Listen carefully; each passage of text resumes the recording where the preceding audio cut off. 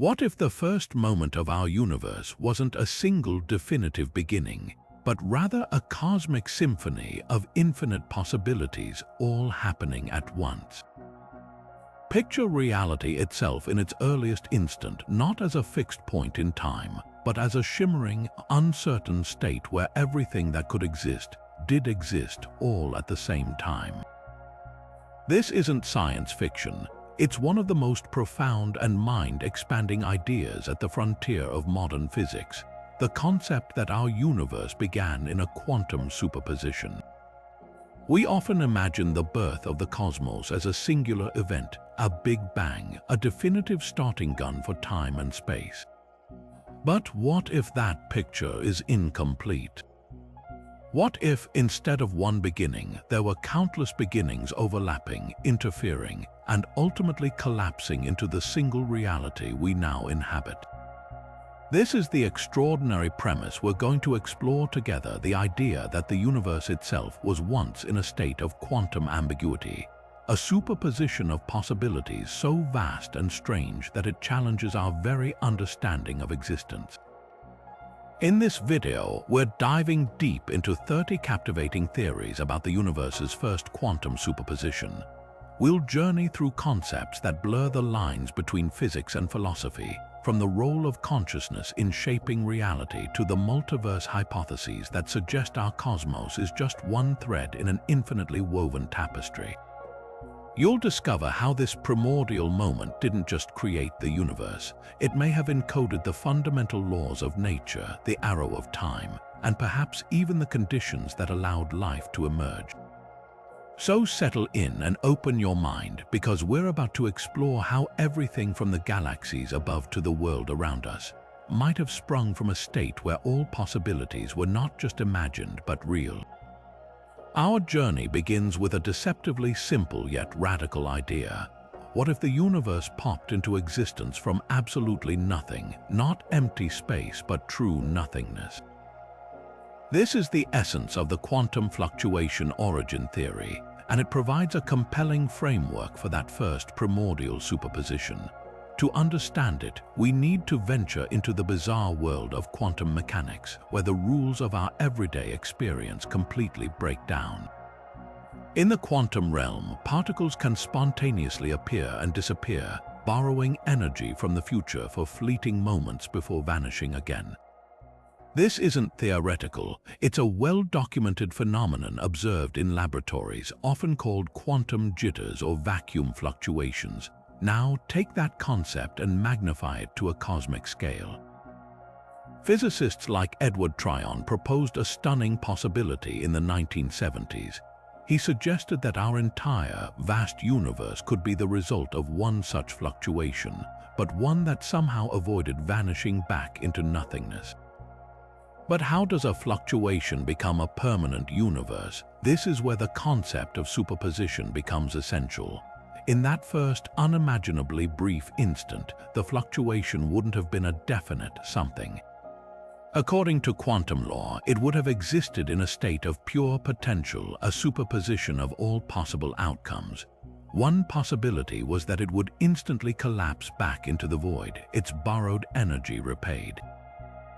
But another possibility, however infinitesimally small, was that it would stabilize, inflate, and become a lasting cosmos. In that first quantum moment, both of these futures were equally real. The universe was both here and not here, existing and not existing, all at the same time. It was a cosmic coin toss on the grandest possible scale, frozen in a state of ambiguity until the superposition finally collapsed and one history, our history, was selected from the infinite quantum menu. This theory elegantly ties the origin of everything to the fundamental laws of physics, suggesting that the birth of the cosmos wasn't a miraculous exception to the rules but a breathtaking consequence of them. But if the universe truly began as a quantum fluctuation, a profound question immediately arises. What exactly did it fluctuate from? This leads us to a theory that expands the canvas of reality far beyond our single cosmos, painting a picture of an eternally breeding multiverse.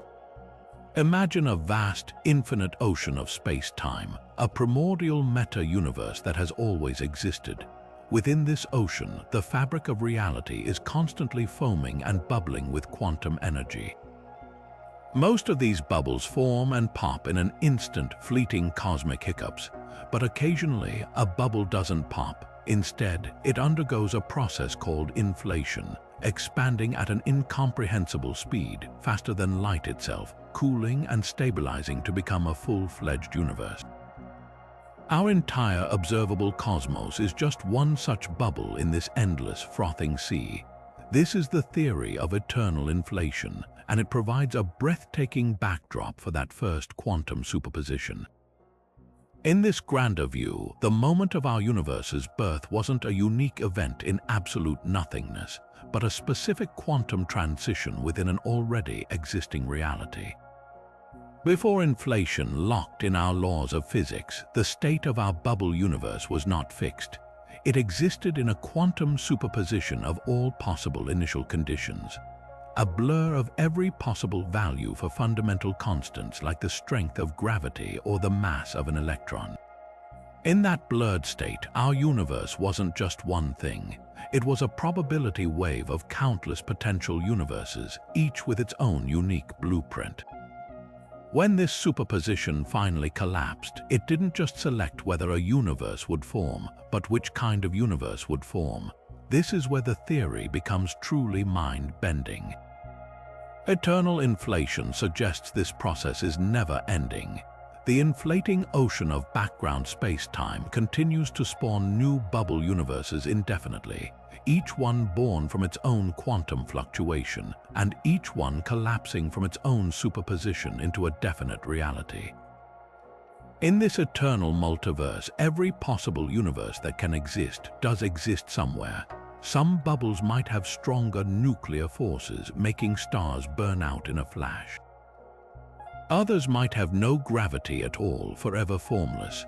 Our universe, with its perfect balance allowing for galaxies, planets, and life, is simply one outcome among an infinite tapestry of others. The first quantum superposition, then, wasn't just the beginning of our story.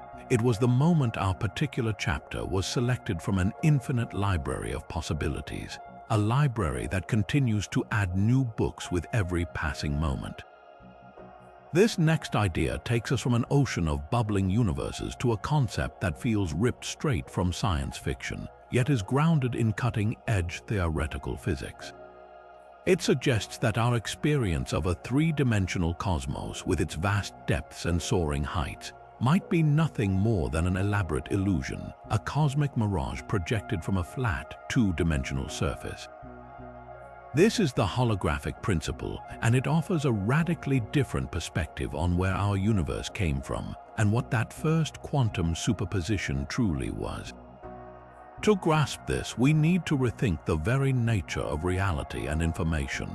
In the 1990s, physicists studying black holes made a startling discovery. They found that all the information about everything that falls into a black hole, every atom, every photon, every bit of data that defines an object isn't lost inside its mysterious interior as we once thought. Instead, that information is somehow encoded and preserved on the black hole's two-dimensional boundary, its event horizon. It's as if the entire three-dimensional content of the black hole is painted onto its two-dimensional surface, like a fantastically complex hologram. The holographic principle takes this incredible notion and applies it to the entire universe. It proposes that our three-dimensional reality, with all its galaxies, stars, and people, is actually a projection from a two-dimensional surface at the very edge of the observable cosmos. In this view, our universe is not fundamentally three-dimensional.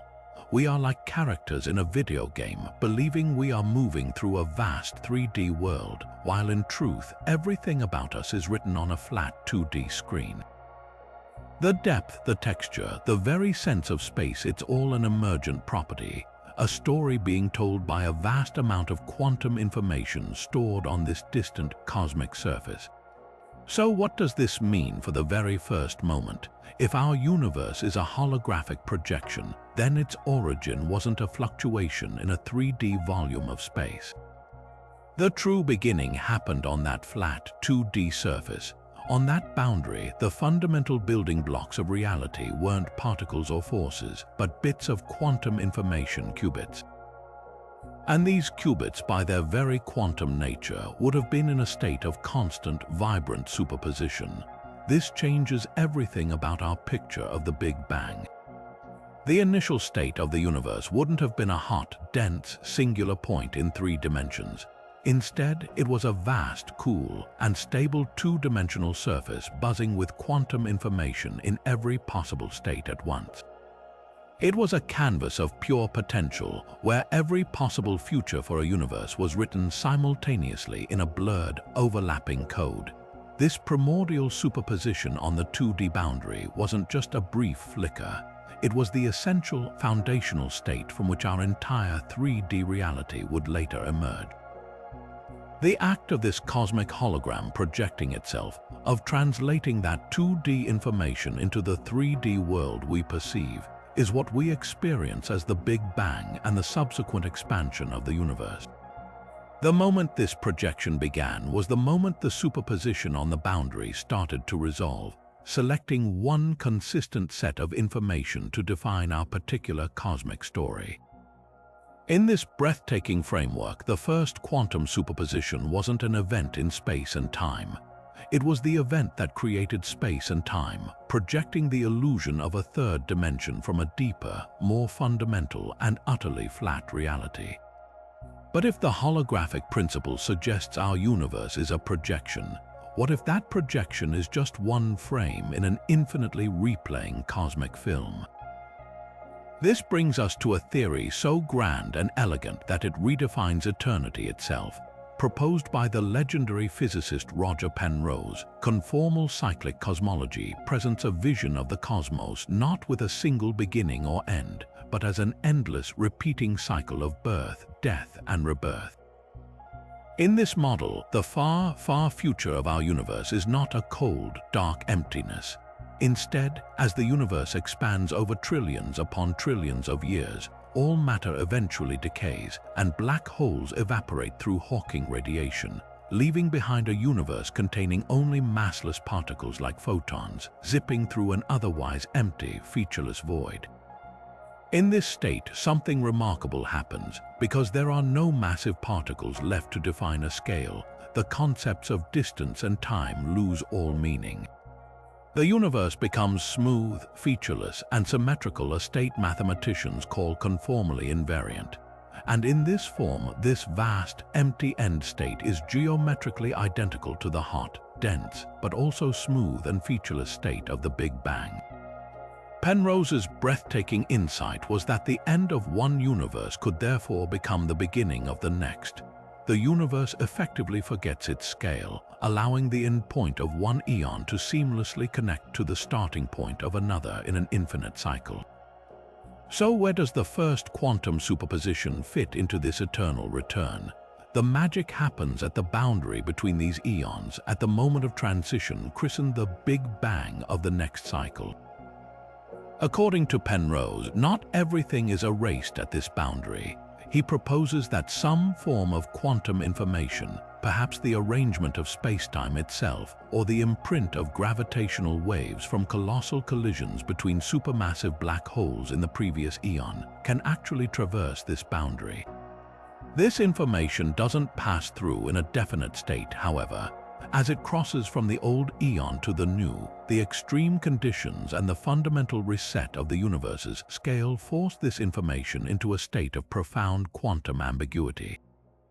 It exists in a superposition of all its possible configurations.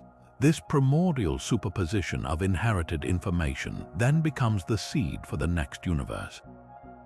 As the new eon begins with its own Big Bang and inflates, this blurred quantum state collapses, determining the initial conditions and fundamental constants of the new cosmos.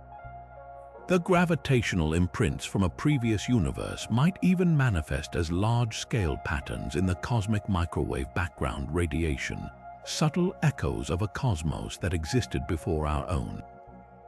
In this stunning cyclical view, the first quantum superposition of our universe wasn't truly first at all.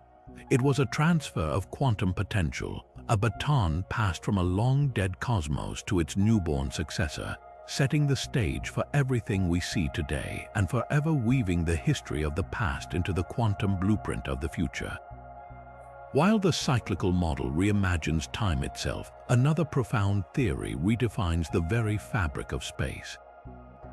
What if the universe didn't begin with a bang or a bounce from a previous cosmos, but emerged from a state where the concepts of before and after simply had no meaning? This is the domain of loop quantum gravity, a bold approach that paints a radically different picture of the cosmos's first moment.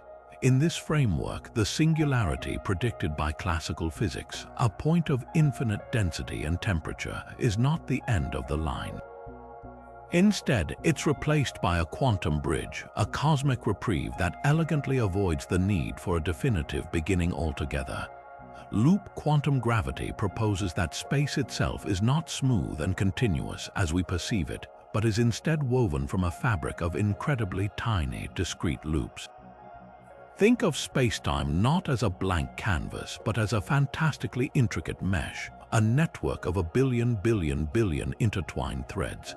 These threads define the quantum of space. There is no such thing as a volume smaller than one of these elementary loops.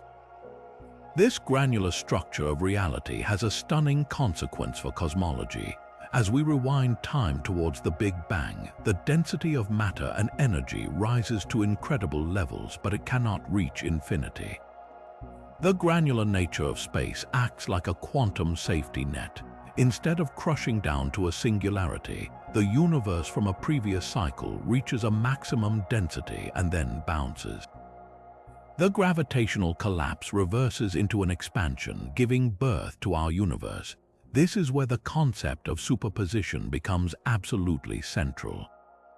The moment of the bounce is not a classical, well-defined event. It is a fundamentally quantum transition. In that fleeting instant, the state of the pre-bounce universe and the nascent state of our post-bounce universe are not separate.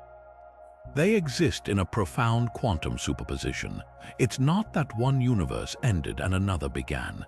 In that blurred quantum state, both universes were real and coexistent, their fates entangled.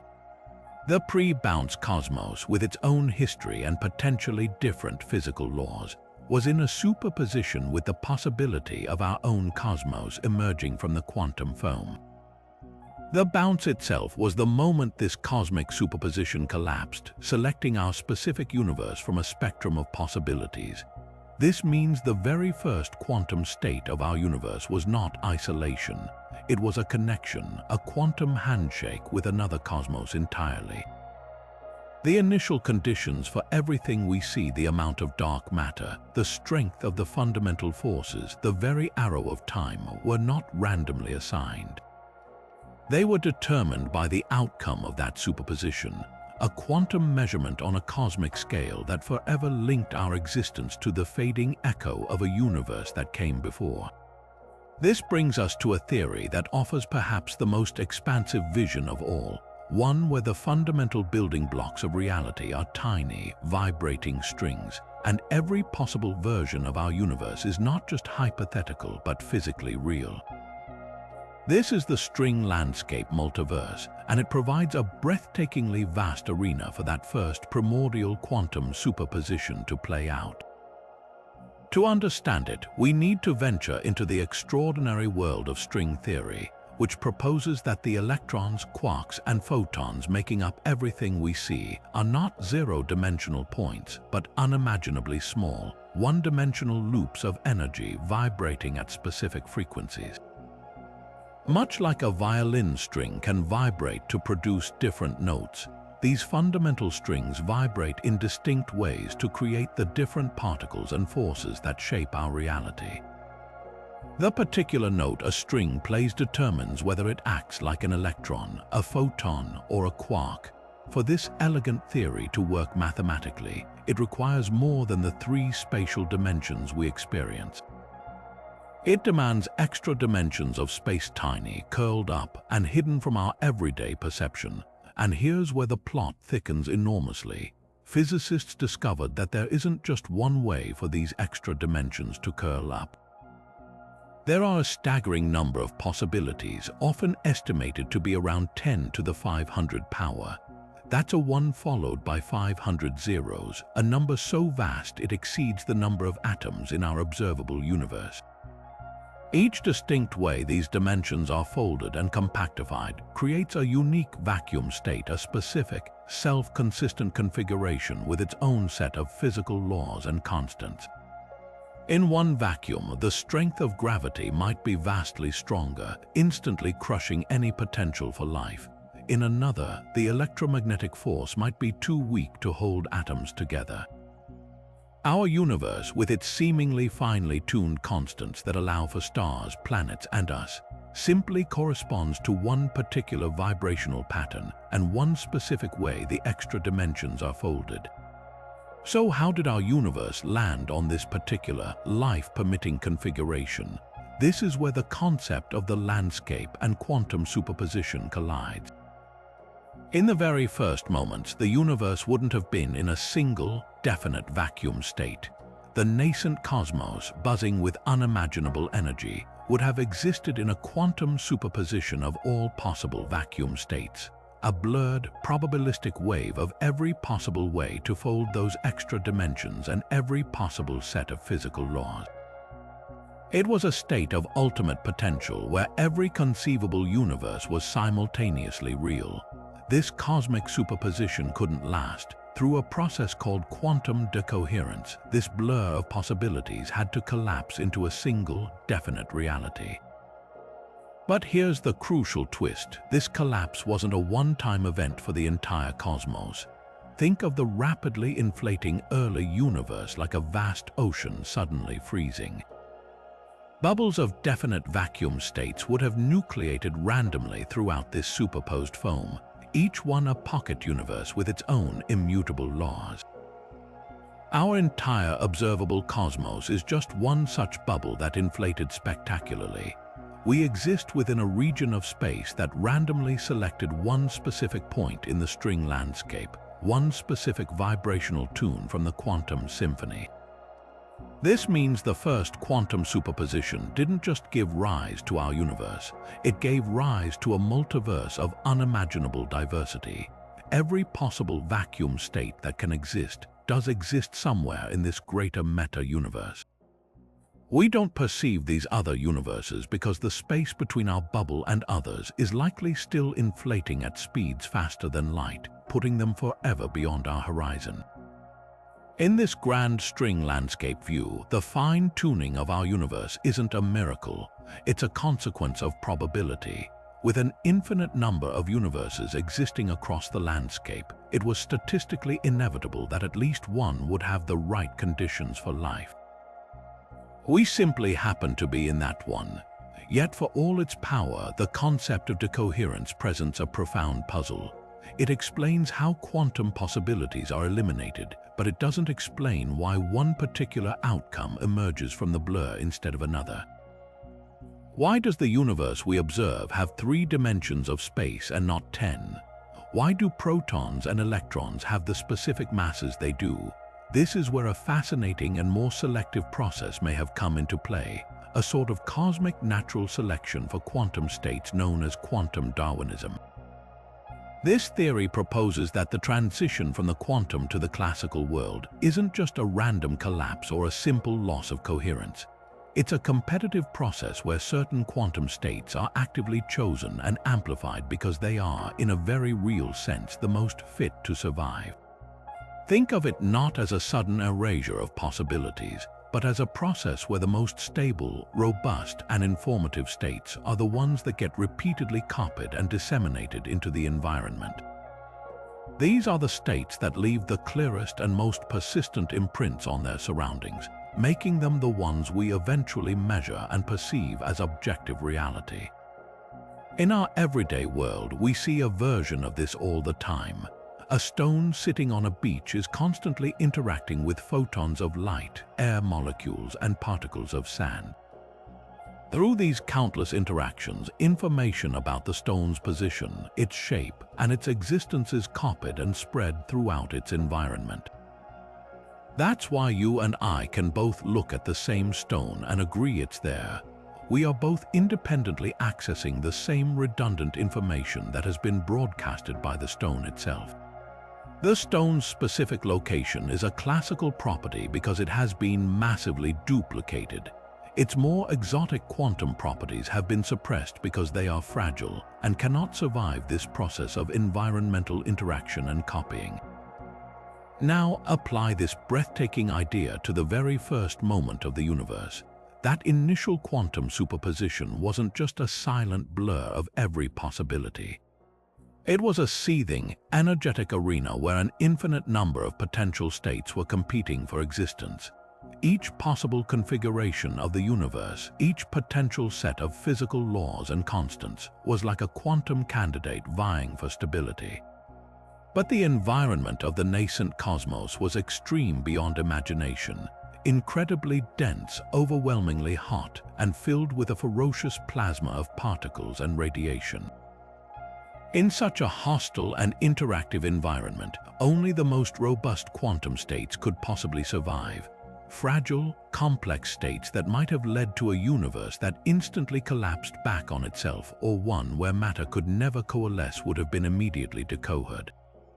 Their quantum information would have been scrambled and lost in the chaos, but a small subset of states, those that were simple, stable, and redundant, could withstand the torrent of environmental interaction. These were the states that could be copied over and over again as the universe expanded and cooled. Their information was amplified and reinforced, becoming the classical bedrock upon which everything else would be built. The specific quantum state that described a universe with 3 stable spatial dimensions, with the specific strengths for gravity and the nuclear forces that we observe, was arguably a winner in this cosmic competition.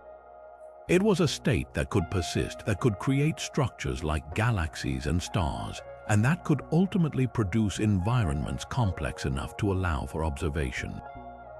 In this view, the emergence of our classical reality wasn't a random accident or a conscious choice. It was the inevitable outcome of a Darwinian process acting at the quantum level, where the universe we inherited was simply the one that was most fit to survive its own tumultuous birth. But to truly appreciate such a competitive emergence of reality, we must first ask a more fundamental question. What is the actual mechanism that facilitates the collapse of a quantum possibility into a concrete fact? This leads us to a theory that radically reimagines the nature of time itself to provide an answer. The transactional interpretation of quantum mechanics proposed by physicist John Cramer suggests that the birth of our universe was not a one-way event flowing forward from a beginning, but a negotiated settlement, a cosmic handshake across time that required both an offer and an acceptance to bring reality into being.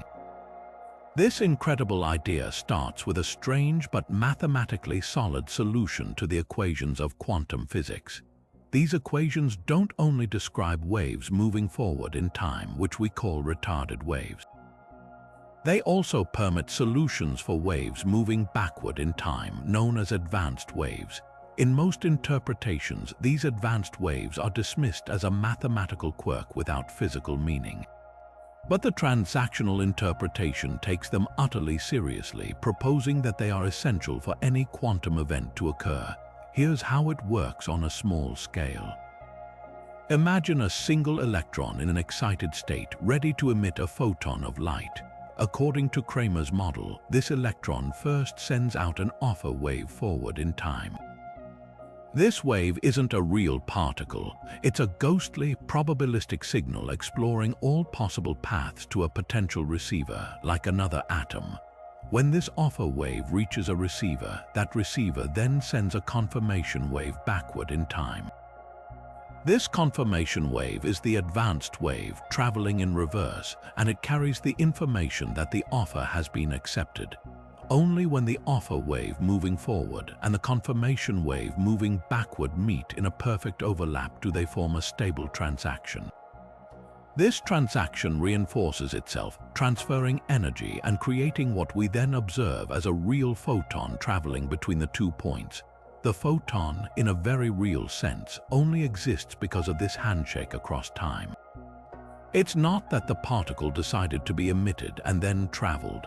The emission itself was a negotiated event that required confirmation from its future. Now scale this idea up to the very first quantum state of the entire cosmos. That initial, blurred superposition of all possible universes wasn't just sitting in silence. It was a frenzy of alpha waves, a probabilistic storm radiating forward into time, exploring every conceivable future. Each potential outcome, every possible set of physical laws, every variation of constants, was like a different offer being made. But these offers were just possibilities, ghosts of futures that might not be. For any one of them to become real, it required a confirmation. It needed an advanced wave from a stable, consistent future state to travel backward in time and accept the offer. The first superposition was therefore a two-way street of potentiality. It was not just a beginning, but a beginning in dialogue with its own end. The universe that eventually emerged, our universe, was the one whose specific offer wave found a stable, consistent future state that could send a robust confirmation wave all the way back to the origin. This handshake across time is what solidified the reality we inhabit. It selected our specific physical laws because they were the ones that allowed for a cosmos stable enough to persist long enough to send that confirming signal back to its own birth. In this breathtaking view, the Big Bang didn't just happen, it was ratified. The existence of our universe today is, in a deeply physical sense, the confirmation that allowed our universe to begin. The first quantum superposition was this dynamic, interactive process of offer and confirmation, a loop in time that closed upon itself to create the stable reality we now call home. Yet for all its elegance, the transactional interpretation still implies a single, definite outcome. But what if that fundamental assumption is wrong? What if at the moment of that cosmic handshake, every single offer was accepted? This brings us to one of the most audacious and mind-expanding ideas in all of physics, the many worlds interpretation, which proposes a truly staggering vision for that first quantum state. In this view, the initial superposition of the universe didn't just happen, it never stopped happening. There was no collapse, no single outcome selected, and no confirmation wave that chose one future over the others. Instead, the entire wave function of possibilities simply continued to evolve, with every single potential outcome playing out in its own separate, equally real branch of reality. To grasp the sheer scale of this idea, we need to reframe our understanding of quantum events. In the more conventional Copenhagen interpretation, a particle in a superposition, like Schrödinger's famous cat being both alive and dead, resolves into one state when observed. The act of measurement forces a choice. The many worlds interpretation, pioneered by Hugh Everett in the 1950s, rejects this special role for observation. It proposes that the mathematics of the quantum wave function should be taken at face value. When the box is opened, the observer doesn't cause a collapse. Instead, the observer becomes entangled with the system. The single, unified reality splits into two branches. In one branch, the observer sees a live cat and feels relief. In the other, completely separate branch, a copy of that same observer sees a dead cat and feels sorrow. Both events are equally real, they just happen in parallel universes that can no longer interact. Now apply this logic to the very first moment of everything, that primordial quantum superposition, a blur of every possible vacuum state, every possible set of physical laws, every possible value for every constant was the ultimate wave function. According to many worlds, this wave function didn't need anything external to observe it or cause it to collapse. It simply began to evolve, and with each quantum fluctuation, with each potential outcome in those seething first moments, the universe didn't choose a path. It took every path, the initial superposition began to branch and then branch again and again in an explosive, exponential flowering of reality. Each branch became a whole new universe forever separate from the others. In one branch, the quantum fluctuation that gave rise to our cosmos stabilized and inflated, yielding a universe with 3 spatial dimensions and the exact physical constants we measure. But right beside it, in a reality forever disconnected from our own, another branch saw a fluctuation that produced a universe with 10 large dimensions that collapsed instantly. Another branch produced a universe where gravity is repulsive, another where the strong nuclear force is too weak to form atoms, another where the cosmic inflation never ended. The first quantum state was not a beginning that led to one world. It was a beginning that led to all possible worlds simultaneously and forever. This means that the question of why our universe has its specific properties receives a dramatic answer. It doesn't. Or at least not uniquely. Our universe is not special or finely tuned. It is simply one outcome in an infinite ensemble of universes that all actually exist. There is a version of reality for every single possibility encoded in that first superposition. For every quantum dice roll that ever happened, every possible result occurred somewhere. The profound implication is that everything that could possibly happen does happen in some branching universe. This solves the mystery of the first superposition by declaring it an eternal, ongoing process. The branching that began at the Big Bang continues with every quantum event every second, creating an unfathomably vast and growing multiverse where every conceivable history is real. Our entire timeline, from the first particles to the rise of consciousness, is just one thread in an infinite tapestry of existence, all springing from that one initial state where every possibility was and forever remains true. While the many worlds interpretation offers a spectacular vision of infinite branching realities, it leaves a fundamental question lingering in the air for many physicists. If there is no collapse of the wave function, why do we, as conscious observers, only ever experience a single, definite outcome? We never personally witness a world splitting in two. We only ever see the cat alive or the cat dead. This has led to the development of a completely different class of theories that propose a more definitive end to the primordial quantum blur. These are the objective collapse models, and they suggest the universe's first superposition didn't need an observer or a branching multiverse to resolve itself. Instead, it collapsed due to a fundamental, built-in mechanism within the very laws of physics, a tiny, intrinsic instability in the fabric of reality that makes indefinite superpositions simply impossible to sustain for long. The most famous of these is the Garadi-Rimini-Weber, or JRW, model proposed in the 1980s. It introduces a profoundly simple yet radical idea. What if the wave function of any quantum system has a certain very small but non-zero probability to spontaneously and randomly collapse into a definite state all on its own? This isn't triggered by any measurement or observation.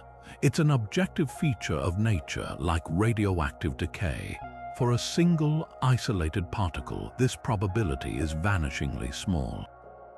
The spontaneous collapse might only happen once every 100 million years or so, meaning a lone electron could happily exist in a blurred superposition for an astronomically long time. But here's the crucial mechanism. The collapse probability doesn't scale with time, it scales with size. The more particles you have in a system, and the more those particles become entangled in the same quantum state, the greater the chance that one of them will undergo a spontaneous collapse. And when one particle in an entangled system collapses, it instantly forces the entire system to collapse along with it. This provides an elegant and natural solution to the problem of why large objects like cats or measuring devices are never found in superpositions. A single electron might be in two places at once, but a cat is made of trillions upon trillions of entangled atoms.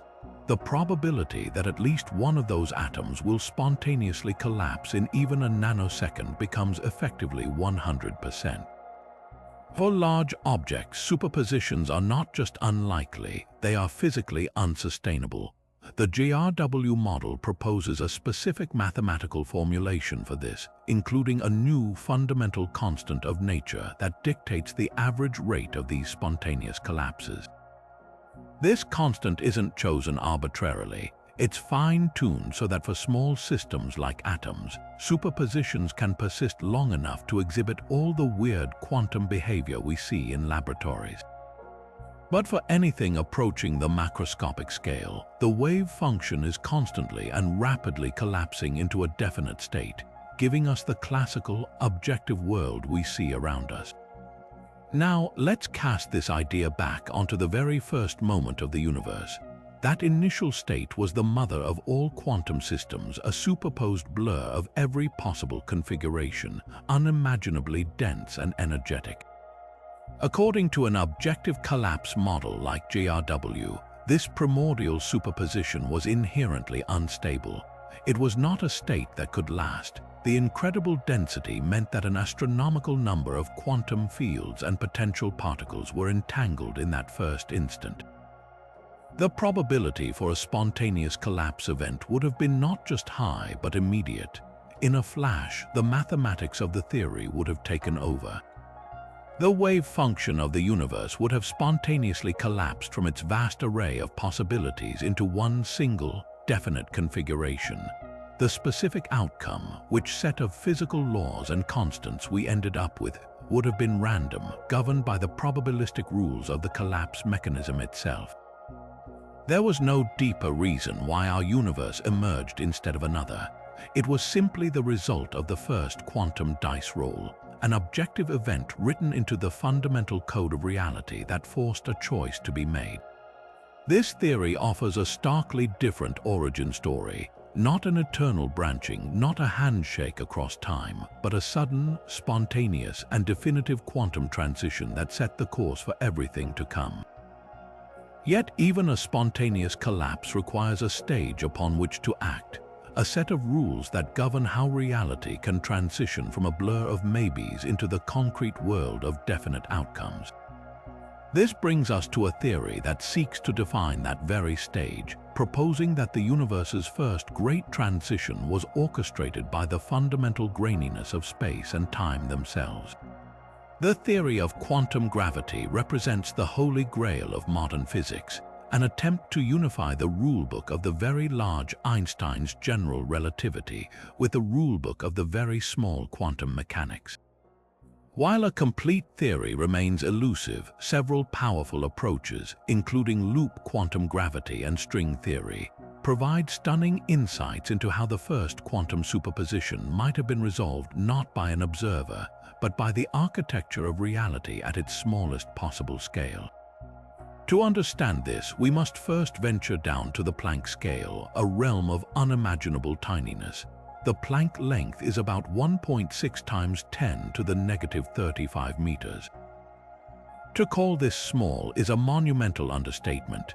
If you enlarged a single atom to the size of the entire observable universe, the Planck length would be roughly the height of an average tree. At this scale, physics suggests that the smooth, continuous spacetime we experience is an illusion. Instead, reality is thought to be granular or pixelated, woven from discrete, indivisible units. This isn't just a small change, it's a revolution in how we conceive of the cosmos. In our everyday world, you can always divide a distance in half, again and again, theoretically forever. But quantum gravity proposes a fundamental limit. You cannot have a volume of space smaller than one Planck volume, or a unit of time shorter than one Planck time. Spacetime itself has a resolution much like a digital photograph. Zoom in far enough on a beautiful, smooth image on your screen, and you'll eventually see the individual pixels that compose it. Quantum gravity suggests the universe is built the same way. This fundamental graininess is the key to the quantum gravity bridge. In the first fleeting moments of the universe, when everything was compressed into an incredibly hot, dense state, the universe wasn't just small, it was operating at or near the Planck scale. The rules there are not the classical rules we know, they are the quantum rules of spacetime itself. In this domain, the very concepts of here and there or before and after become fuzzy and uncertain. The initial state of the cosmos would have been a superposed foam of fluctuating spacetime geometries, a churning sea of potential realities where every possible configuration of the universe's fundamental constants and laws coexisted. But this state couldn't last because the granular structure of spacetime naturally suppresses large quantum fluctuations. It acts like a built-in regulator. In loop quantum gravity, for instance, this leads directly to the concept of a quantum bounce, where the gravitational repulsion caused by the granular nature of space prevents a true singularity and forces a transition from collapse to expansion. In other approaches, the pixelated nature of reality means that the wave function of the universe can only evolve in discrete steps. This is the bridge. The transition from the quantum superposition to a classical reality wasn't a mysterious collapse or a branching event. It was a physical process driven by the dynamics of quantum geometry. As the universe rapidly expanded during inflation, it cooled and its energy density dropped. It effectively flowed out of the Planck scale regime and into a domain where the granularity of spacetime was no longer the dominant factor. The quantum fluctuations in the geometry of space, which were once vast and fundamental, froze out. They became locked in, serving as the seeds for the large-scale structure of the universe we see imprinted in the cosmic microwave background. The specific pattern of those frozen fluctuations was determined by the outcome of that first quantum superposition, as it was processed through the filter of Planck scale physics. The laws of quantum gravity at the universe's birth acted as a gatekeeper, determining which possible universes were stable enough to make it across the bridge from pure potentiality into concrete existence. The universe we inherited, then, is not just any random possibility. It is one that was compatible with the deepest, most fundamental rules of quantum spacetime, a universe that successfully navigated the bridge from the fuzzy quantum world to the definite classical realm we call home. This idea pushes the very boundaries of physics and philosophy, venturing into one of the most debated and controversial concepts of all, the role of consciousness itself in shaping reality. What if the transition from that shimmering quantum possibility to our concrete cosmos wasn't a spontaneous physical event but required something more, a witness? This is the consciousness collapse connection, a theory that places the mind at the very center of cosmic creation. The seed of this idea was planted by some of the founding figures of quantum mechanics. In the conventional Copenhagen interpretation, a quantum system remains in a blurred superposition until it is measured by a classical macroscopic instrument. But this always begged a deeper question. What makes an instrument classical? Isn't it too made of atoms that should obey quantum rules? This leads to an infinite regress. The instrument is measured by a detector, which is read by a scientist whose brain is made of quantum particles. So where does the chain end? The brilliant mathematician John von Neumann, followed later by Nobel laureate Eugene Wigner, proposed a startling answer. The chain ends with the undeniable fact of consciousness. They argued that the measuring device, the scientist's notebook, and even the scientist's physical brain are all part of the quantum system and could, in theory, exist in a superposition. The only thing that is truly not part of the quantum system, the only thing that is irreducibly classical and separate, is the conscious awareness of the result. In this view, it is the act of conscious observation that finally and definitively collapses the wave function, translating possibility into actualized fact. Wigner even devised a famous thought experiment, a twist on Schrödinger's cat, often called Wigner's friend. Imagine his friend is in a lab performing the experiment with the cat. From the friend's perspective inside the lab, the wave function collapses and he sees either a live or dead cat. But from Wigner's perspective outside the sealed lab, his friend and the entire lab are now in a superposition of two states, one where his friend sees a live cat and one where his friend sees a dead cat. Only when Wigner opens the door and consciously asks his friend for the result does the entire system collapse into one consistent history. For Wigner, this proved that consciousness was the ultimate arbiter of reality. Now extend this breathtaking logic all the way back to the beginning. The entire nascent universe was in the ultimate superposition, a blur of every possible configuration. According to this hypothesis, this state could not have resolved itself on its own. It required an observer, but who or what could possibly have been present to observe the birth of reality itself? Proponents of this idea suggest several profound possibilities. One is that consciousness is not a product of the universe, but a fundamental feature of it, as basic as space and time. In this panpsychist view, even the most elementary particles possess a tiny, primitive form of proto-consciousness or experience. The universe's first quantum state didn't need a human mind. It contained within its own fabric the simple, collective sentience necessary to observe itself into existence. The collapse was a self-actualization, a universe awakening to its own being. Another, even more radical suggestion is that the first observer was a consciousness from outside our universe. This ventures into the realm of theology or ideas of a simulated reality, where a transcendent mind acted as the initial observer. A third, and perhaps the most natural extension of the theory, is that the collapse was retroactive. The universe remained in a fragile superposition until the first conscious beings eventually evolved within it, billions of years later. Their first act of observation, looking back through time via the entangled web of quantum history, effectively reached back and selected the one consistent past that could have led to their own existence.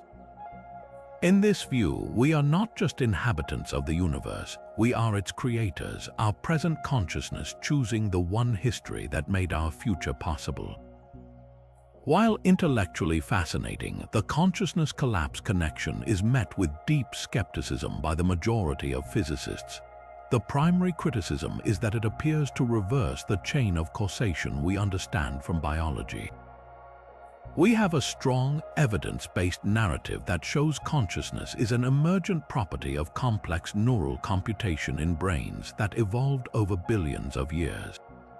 To say that consciousness caused the universe to form seems to put the cart before the horse in a spectacular way. It also introduces a vague, non-physical element into the clean mathematics of quantum theory. Most researchers favor physical solutions like decoherence, which explains the appearance of collapse through environmental interaction without needing to invoke the human mind. Yet, despite the objections, this theory persists because it tackles the hard problem of measurement head-on and forces us to confront the deepest questions about the relationship between the mind and the material world. It proposes that the first quantum superposition was a state of pure potential waiting for a meaning to be assigned, and that the cosmos we know is the direct result of that first great act of attention. This brings us to a concept that tackles one of the most fundamental puzzles of existence head-on. Why does time have a direction? Our everyday experience tells us the past is fixed and the future is open, that eggs scramble but never unscramble. This irreversible flow is called the arrow of time, and its origin has long been a mystery. The thermal time hypothesis offers a breathtakingly elegant solution, proposing that time isn't a fundamental stage on which the universe plays out, but an emergent property that arises from the very act of things becoming more disordered. It suggests that the first great quantum superposition of the universe collapsed not in a silent void, but in the fiery birth of time's arrow itself, driven by the relentless growth of entropy. To grasp this, we need to understand entropy. In simple terms, entropy is a measure of disorder or randomness in a system. The second law of thermodynamics states that the total entropy of an isolated system always increases over time, it never decreases.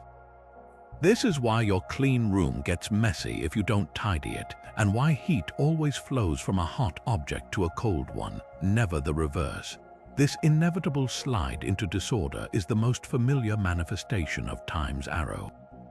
But why was the entropy of the universe so incredibly low in the first place?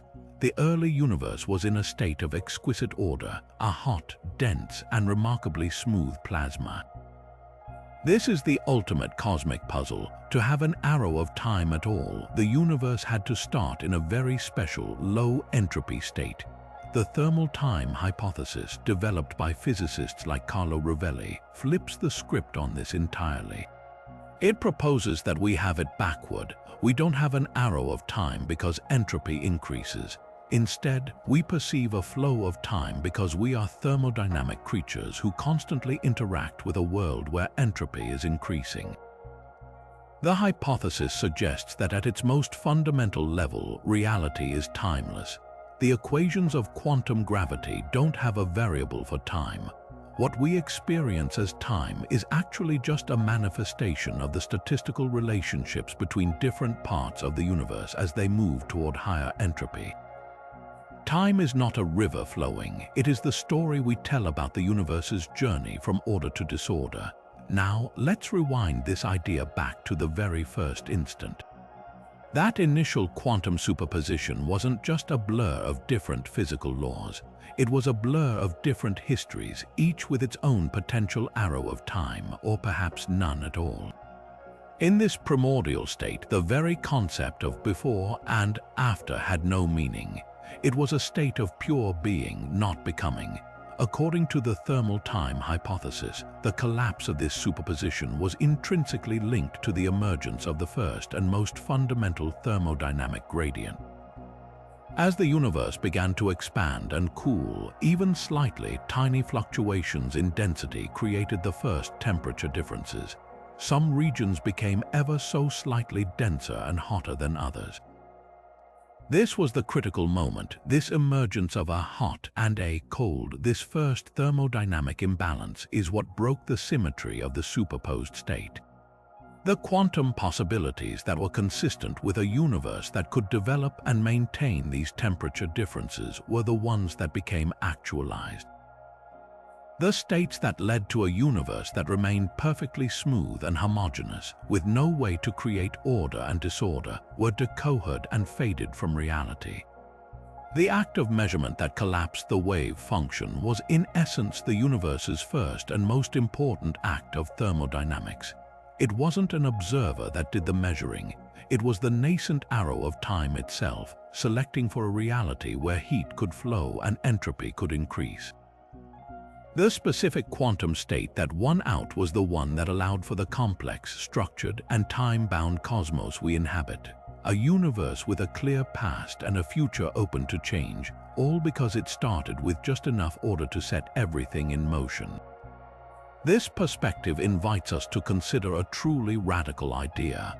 What if the universe isn't just made of matter and energy, but is fundamentally made of information? Quantum information theory takes the bizarre principles of the quantum world and applies them to the very concept of data itself. In this view, the most basic building blocks of reality aren't tiny particles, but tiny bits of quantum information qubits. And these qubits don't just store data, they process it, engaging in a constant dynamic computation that is reality. So when we rewind this idea back to the very beginning, we get a breathtaking new origin story. The universe's first quantum superposition wasn't a chaotic explosion of energy, but the initialization of the cosmos's first and most fundamental computer program. Imagine the moment of creation not as a fireball, but as a pristine, blank quantum hard drive. This isn't a hard drive made of silicon, but one woven from the fabric of spacetime itself. On this drive, every possible state of the universe, every configuration of laws, every value for every constant, is represented as a potential sequence of information. In that first instant, this cosmic hard drive wasn't yet running any single program. It was in a state of maximum potential, a superposition of all possible programs it could run. This is the quantum superposition of the universe, a blur of every possible computational history existing simultaneously. The act of the universe booting up was the moment this vast quantum computation began. The laws of physics aren't arbitrary rules imposed from outside. They are the algorithm itself, the software that the universe's hardware executes. The fundamental forces, gravity, electromagnetism, the strong and weak nuclear forces, are not mystical energies but emergent properties of how these quantum bits interact and process information with each other. But how does a blur of every possible program collapse into the single, consistent reality we observe? This is where the concept of quantum decoherence finds a beautiful analog in information processing. In a quantum computer, qubits can perform calculations on many possible inputs at once through a phenomenon called quantum parallelism. But to get a usable answer, you eventually have to measure the system, which causes it to collapse from a superposition of many answers into one definite result. The early universe underwent a similar process on a cosmic scale.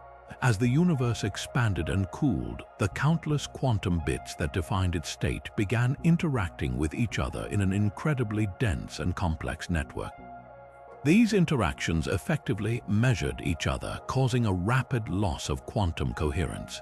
The programs that were internally inconsistent or that contained logical paradoxes were erased from the computational stack.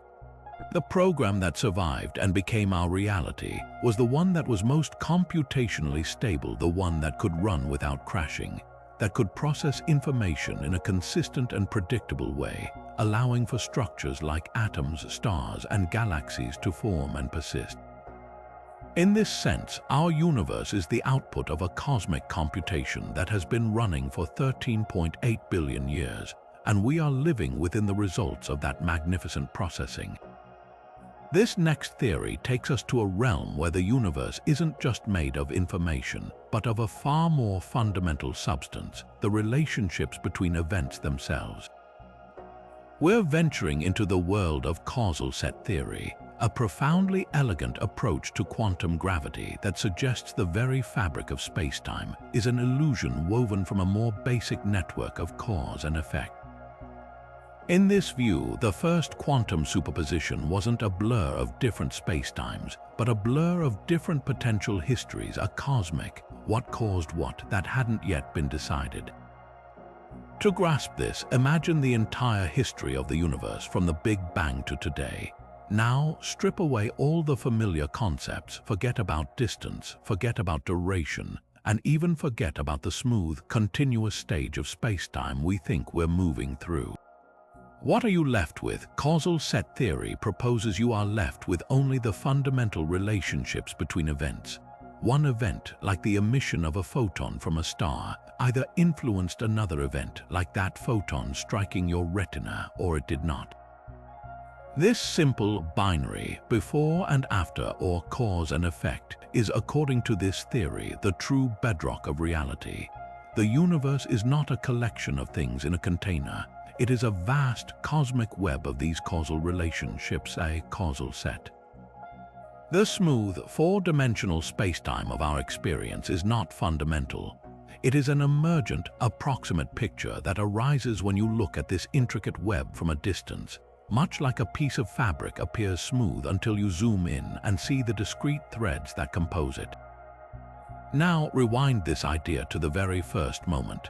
In the beginning, there was no space-time. There was only the potential for these causal relationships to form.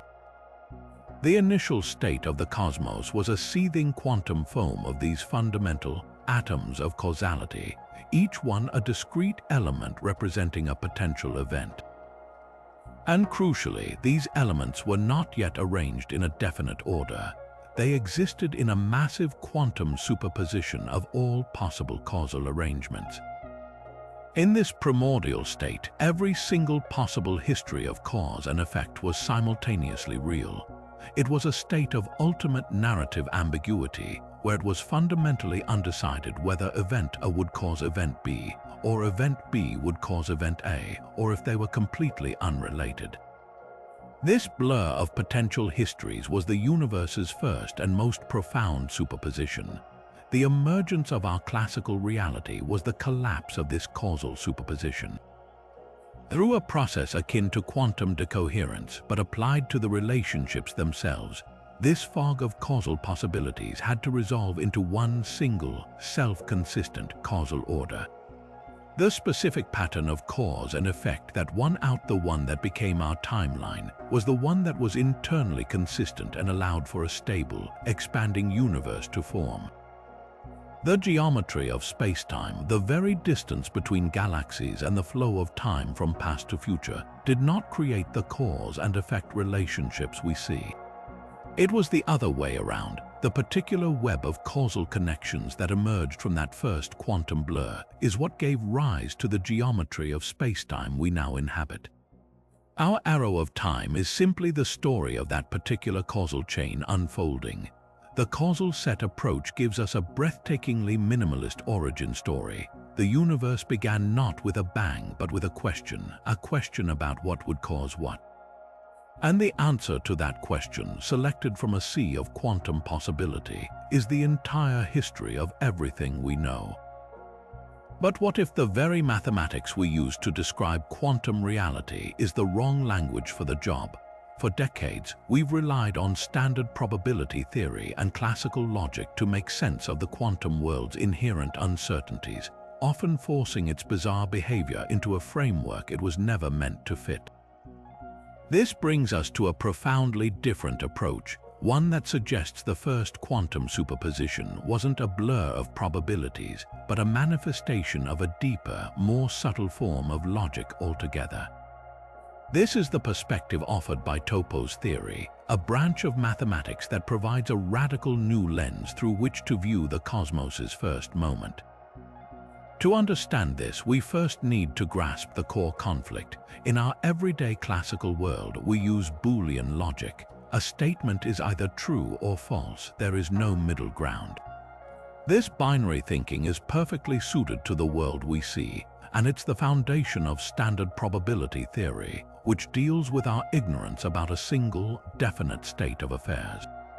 We say there's a 50% chance of rain, meaning we don't know if it will rain or not, but we believe one of those two definite outcomes will occur. Quantum mechanics, with its particles being in two places at once, utterly resists this description. The quantum superposition isn't about not knowing which state is true. It's about both states being true at the same time in a way that classical logic cannot accommodate. We've been trying to use a tool designed for a world of definite objects to describe a world of fluid potential, and Topos theory argues this is the root of our confusion. Topos theory offers a completely new mathematical universe. Developed initially by mathematician William Lawver, a topos can be thought of as a generalized universe of sets, a context in which you can do mathematics, but whose internal logic doesn't have to be the classical true or false kind. The logic of a particular topos is called intuitionistic logic.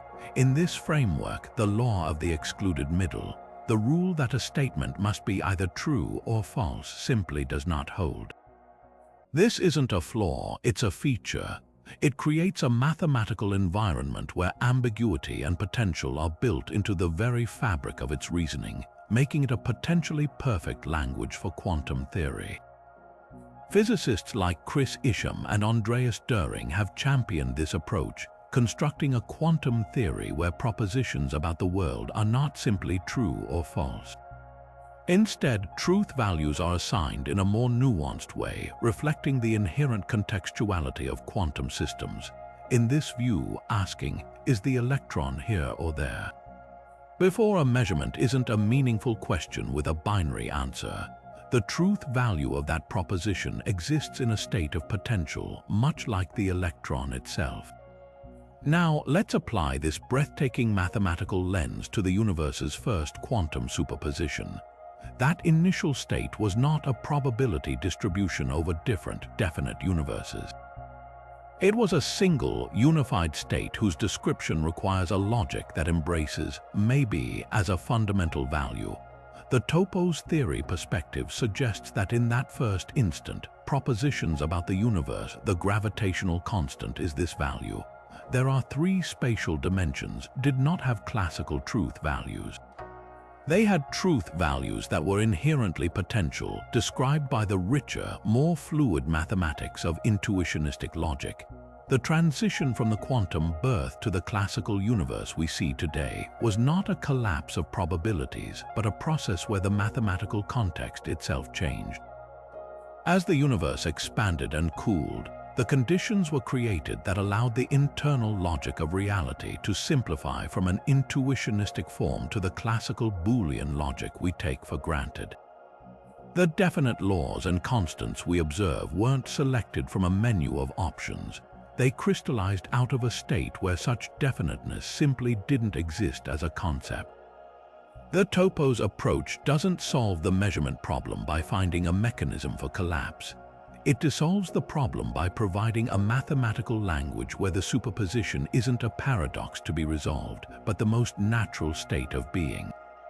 In the beginning, the universe wasn't uncertain. It was logically fluid, operating by a set of mathematical rules that beautifully accommodate the simultaneous existence of all possibilities, waiting for the right conditions to give rise to the simpler, more rigid world we now call home.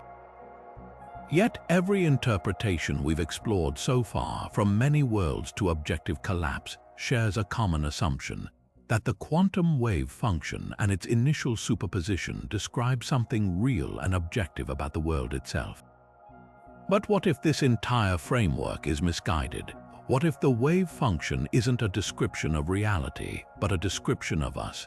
This brings us to a radically subjective and personal take on quantum mechanics known as quantum Bayesianism or cubism, which offers a profoundly human-centered vision of that first cosmic moment. Cubism, developed by physicists like Christopher Fuchs and Rudiger Schack, starts from a simple yet revolutionary premise. It argues that the probabilities we calculate in quantum mechanics do not represent objective, God's eye view chances about what a particle is doing. Instead, they represent an individual agent's personal degrees of belief, their own uncertainty about what they will experience when they interact with the world. In this view, quantum mechanics is not a theory about the fundamental nature of reality. It is a tool, a user's manual that helps any particular person navigate their experiences and make better predictions about their future interactions with a fundamentally unpredictable world. A quantum state, including the wave function of the entire universe, is not something that exists out there. It is a catalog of an agent's expectations, a mathematical compression of their own beliefs and gambling commitments about what will happen next. Now, let's rewind this deeply personal philosophy all the way back to the beginning. That initial quantum superposition of the universe from a cubist perspective was never an objective, physical blur of simultaneous realities. It was a statement of ultimate ignorance. It represented the fact that for any potential agent, any conscious being that might eventually arise within the cosmos, there was simply no information available to make a firm bet on what the initial conditions of the universe would turn out to be. The wave function of the universe was a mathematical representation of the maximum possible uncertainty any rational being could have about the cosmos they found themselves in. The so-called collapse of this wave function wasn't a physical event where possibilities were eliminated. It was a learning process as the universe evolved and an observer, perhaps the first conscious creature billions of years later, began to gather information through experience and measurement. They updated their personal beliefs. They replaced their initial, total uncertainty with a more refined set of expectations that were consistent with the world they were actually encountering. The definite laws and constants we observe today weren't selected from a menu. They were gradually discovered by observers who were narrowing down their own personal probability distributions. This leads to a stunning and intimate conclusion about our place in the cosmos. The universe's first quantum state wasn't a property of the universe itself. It was a property of the relationship between the universe and any potential observer within it. The Big Bang didn't happen 13.8 billion years ago in an objective sense. That date is simply part of the consistent story that we, as observers, have constructed from our gathered experiences to make sense of our world. Cubism doesn't deny that there is a real world out there, a world that exists independently of our beliefs. It simply asserts that quantum mechanics is not a direct description of that world. It is a language we invented to help us communicate with each other about our personal experiences within that world.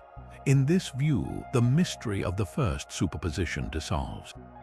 There was no great cosmic blur. There was only a cosmos whose true, independent nature remains forever hidden from us, and a powerful, personal tool we created to find our way within it. What if the very meaning of reality isn't universal, but is instead something that is negotiated between different perspectives? This incredibly profound shift in thinking is the heart of relational quantum mechanics, a theory that reimagines the nature of the quantum world not as a collection of absolute properties, but as a web of relationships. In this view, physical properties like position, momentum, or even the state of a system don't exist in a vacuum. They only have meaning in relation to another system that is observing or interacting with them.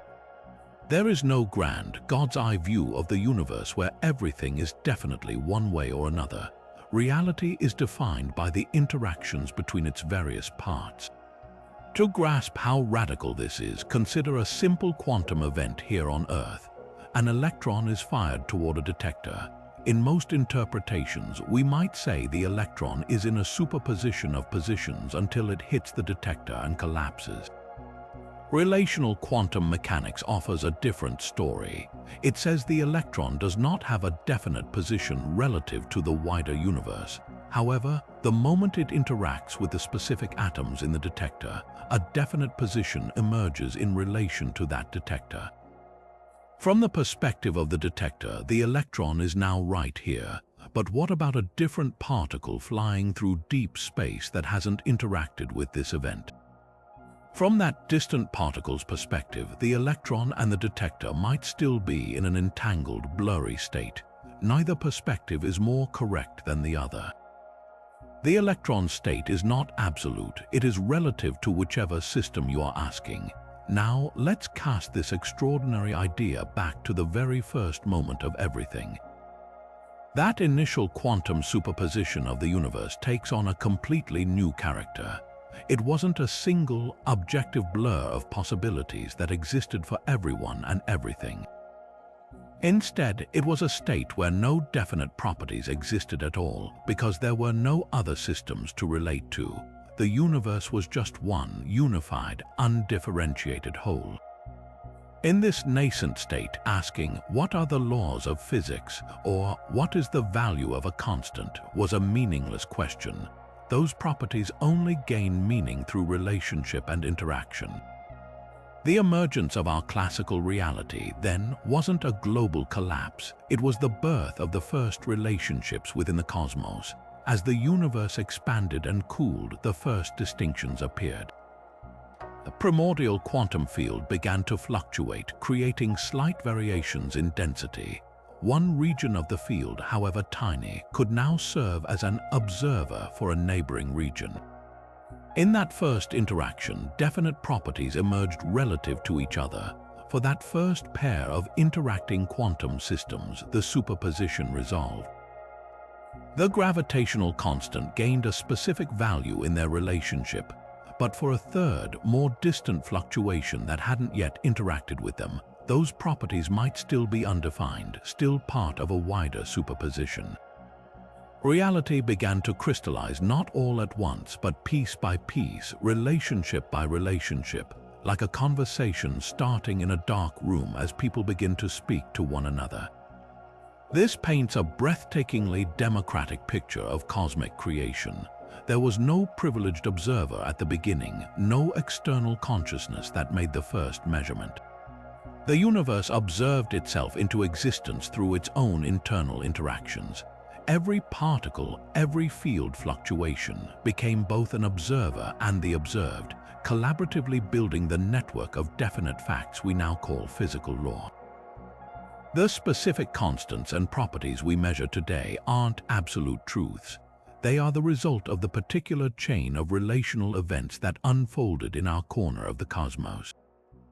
In another region, or from the perspective of a different set of initial interactions, an entirely different set of facts could have emerged. The first quantum superposition was therefore the ultimate state of relational potential, a silent readiness for the universe to define itself not by decree, but through countless conversations between its own parts. This brings us to a cornerstone of modern quantum theory, a powerful process that doesn't require mysterious collapses or conscious observers to explain our definite reality. Decoherence theory provides a robust and widely accepted mechanism for how that first great cosmic blur resolved itself, not through a single dramatic event, but through the relentless and ordinary process of interaction. Think of it not as a collapse, but as a gradual suppression of quantum weirdness as the nascent universe began to talk to itself. To understand decoherence, picture a perfectly isolated quantum system, like a single electron floating alone in the void. In this pristine isolation, it can happily exist in a superposition, its wave function maintaining a clear interference pattern between all its possible states. But now, introduce just a single photon of light. That photon doesn't need to be carefully measured by a scientist. It simply needs to bounce off the electron. In that moment, the photon and the electron become quantumly entangled. The photon carries away a tiny piece of information about the electron's state. Now, to accurately describe the electron, you must also describe the photon that interacted with it.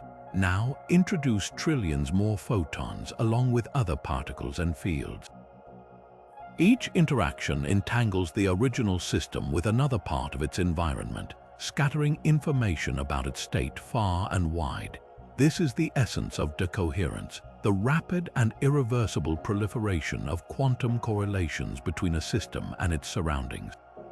The magical, wave-like interference effects that define a superposition are still present in the complete description of the system plus an environment, but they are now hopelessly delocalized and scrambled across the entire environment. For any local observer, which is all any of us can ever be, the superposition appears to have vanished. The system now behaves classically. It has effectively chosen a state. Now magnify this process to the ultimate scale, the birth of the universe. That initial quantum superposition wasn't happening in a silent, empty void. It was the most densely packed, ferociously interactive environment imaginable, a seething plasma of energy at temperatures beyond comprehension. Every potential quantum state within that primordial blur was constantly buffeted by an unimaginable number of interactions with the surrounding quantum fields and particles. In this extreme environment, decoherence didn't just happen quickly, it was instantaneous. The superpositions that were fragile or complex, those that described universes that would instantly recollapse or that had inconsistent laws, were immediately decohered by the chaotic environment. Their quantum information was scattered and lost in the noise, effectively erasing them from the roster of viable possibilities, but a small subset of states were robust. These were the simple, stable configurations that could withstand the torrent of environmental interaction. Their information wasn't scrambled away, it was reinforced and amplified through repeated interactions. As the universe expanded and cooled at a fantastic rate during inflation, these preferred states were literally frozen into place. The quantum fluctuations in the geometry of space, which were once in dynamic superposition, decohered and became locked in as classical density variations. These tiny ripples then became the gravitational seeds for everything to come: the future galaxies, stars, and planets. In this view, the transition from the quantum world to the classical world wasn't a mysterious barrier crossed only during measurement. It was a continuous, physical process driven by the universe's expansion and its own internal interactions. The first quantum superposition didn't collapse because it was observed. It faded into classical definiteness because it could no longer remain isolated from the overwhelming buzz of its own existence. The environment itself acted as a constant, natural measuring device, tirelessly interacting with the wave function of the cosmos until only the most stable, redundant, and classical states were left standing. This journey through the many interpretations of quantum beginnings reveals a cosmos of stunning possibility, but each theory ultimately points toward a single, shared reality, the one we inhabit. How did our specific universe, with its particular set of rules, emerge from that initial sea of potential? A compelling answer may lie in the fundamental laws that govern energy itself.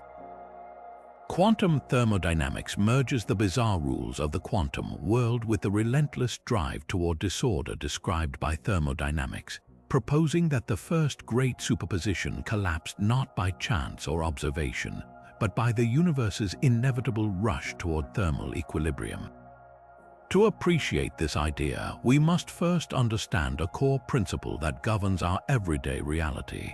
Systems naturally evolve toward a state of maximum entropy, which is a state of balance where energy is evenly distributed and no more work can be extracted. A hot cup of coffee left on a table will eventually cool to room temperature. Its heat energy will disperse into the air until everything is the same temperature. It will never spontaneously reheat itself. This flow of energy from hot to cold, from order to disorder, is the arrow of time, and it is one of the most non-negotiable laws in all of physics. Now, let's rewind this process to the universe's first moment. The standard Big Bang model describes a starting point of unimaginably high temperature and density, a state of incredibly low entropy, which is a state of exquisite order. This is the ultimate puzzle. Why did the universe start in such a special, ordered state? Quantum thermodynamics offers a fascinating perspective by applying this reasoning to the quantum realm. In the initial superposition, every potential universe had its own initial energy configuration and its own potential arrow of time. Some of these potential states were thermal. They could achieve equilibrium easily, allowing energy to flow and entropy to increase. Others were bizarre states that might have been perpetually unstable or incapable of establishing a clear thermodynamic gradient. According to this approach, the act of decoherence, the process that made the quantum blur fade into classical certainty, was driven by this thermodynamic imperative. The nascent cosmos was a seething, interactive environment. Those quantum states that were compatible with the universe rapidly achieving a form of thermal equilibrium were the ones that were massively reinforced through countless interactions with the environment. Their information was copied and spread, becoming robust and classical. In contrast, the states that described a universe that could not establish a consistent flow of energy were fragile. They were quickly decohered by the chaotic environment. Their information scrambled and lost because they were incompatible with the fundamental tendency toward disorder. The superposition collapsed in essence because the universe had to start telling a story that made thermodynamic sense. It had to select a history where heat could flow from hot regions to cold regions, where stars could form and radiate their energy into the void, and where the second law of thermodynamics could begin its relentless reign. The specific quantum state that became our universe was therefore not a random pick. It was the one that was most fit to participate in the great cosmic energy exchange, a state that allowed for the complex and structured journey from order to disorder that defines our entire history. While the grand theories of quantum gravity and cosmic inflation paint on a vast canvas, some of the most compelling clues about the universe's first moments might be hiding in the behavior of the smallest, most elusive particles we know. To uncover these clues, we turn to the ghostly neutrino, a particle that barely interacts with matter at all, and its strange, shape-shifting behavior known as oscillation. This phenomenon provides a living, breathing window into quantum mechanics on a cosmic scale, offering a tantalizing hint that certain quantum effects have persisted, uninterrupted, from the universe's very first superposition all the way to the present day. Neutrinos are among the most abundant particles in the cosmos, yet they are famously aloof, passing through entire planets as if they weren't even there. For decades, physicists believed they were massless, traveling at the speed of light, but experiments revealed something far more bizarre. Neutrinos change identity as they travel. An electron neutrino produced in the heart of the Sun can, by the time it reaches Earth, transform into a muon neutrino or a tau neutrino. This process, called neutrino oscillation, is only possible if neutrinos have mass, a discovery that overturned the standard model of particle physics and earned a Nobel Prize. But the deeper implication is that the three known mass states of neutrinos are not the same as their flavor states. What we detect as a specific flavor of neutrino is actually a quantum superposition of its different possible mass states. A neutrino doesn't have one definite mass. It exists in a blurred state of all three masses simultaneously. It is quite literally in three places at once on the mass spectrum, and its oscillation is the direct observable result of this underlying quantum ambiguity. This connects to the primordial universe in a profound way. The extreme conditions of the first moments of the cosmos were a seething plasma of every known particle and force, all interacting at energies we can scarcely replicate. In that frantic environment, countless neutrinos were born, but crucially, the quantum superpositions that defined them, their blurred mass states, were not instantly decohered by the dense environment. Their famously weak interactions meant they could maintain their quantum coherence far longer than other particles. As the universe expanded and cooled at a phenomenal rate, these neutrinos effectively decoupled from the rest of the plasma, freezing their quantum states in time. They were cast adrift, their initial superpositions locked in, and they have been traveling through the cosmos for billions of years, largely untouched and unchanged. This means that the neutrinos passing through you right now are not just ancient relics. They are living fossils of quantum coherence from the universe's infancy. They carry within them an imprint of the quantum rules that governed reality when everything was in a state of superposition. The persistence of neutrino oscillation suggests that other, more subtle quantum superpositions might have also survived the transition from the quantum birth to the classical universe we see today. It provides a tangible example of how a quantum state can remain coherent over astronomical distances and timescales, defying the usual process of environmental decoherence that forces definiteness upon most systems. This isn't just a curiosity, it's a powerful observational anchor. By studying the precise details of how neutrinos oscillate their energies, their frequencies, cosmologists can run the clock backward. They can use these particles as probes to test theories about the conditions of the early universe, to understand how quantum decoherence operated on a cosmic scale, and to determine which aspects of the primordial superposition were the first to collapse into definiteness and which, like the identity of a neutrino, were able to persist in a state of quantum potential. In this way, the humble, ghostly neutrino serves as a cosmic messenger, whispering secrets from the very first moment when everything that is was merely a shimmering possibility. To truly grasp where our universe might have come from, we must dive into the world of quantum field theory, the most successful and accurate framework we have for describing reality at its most fundamental level. This perspective shifts our focus away from thinking about particles as tiny, solitary balls, and instead invites us to envision the entire cosmos as an ocean of invisible, omnipresent fields. An electron, for instance, is not just a particle, it is a localized excitation, a tiny ripple in the underlying and everywhere present electron field. Every fundamental particle we know is merely a vibration in its own unique field, and according to this theory, what we perceive as empty space, the vacuum, is not empty at all. It is a seething, bubbling foam of potentiality, alive with fleeting energy fluctuations, At any given moment, pairs of virtual particles and antiparticles are constantly popping into existence, borrowing energy from the vacuum for an unimaginably brief instant before annihilating each other and vanishing back into the void. This isn't theoretical, it's a well-verified phenomenon with real-world effects like the Casimir effect, where two metal plates placed incredibly close together in a vacuum are gently pushed together by the pressure of these virtual particles dancing outside them.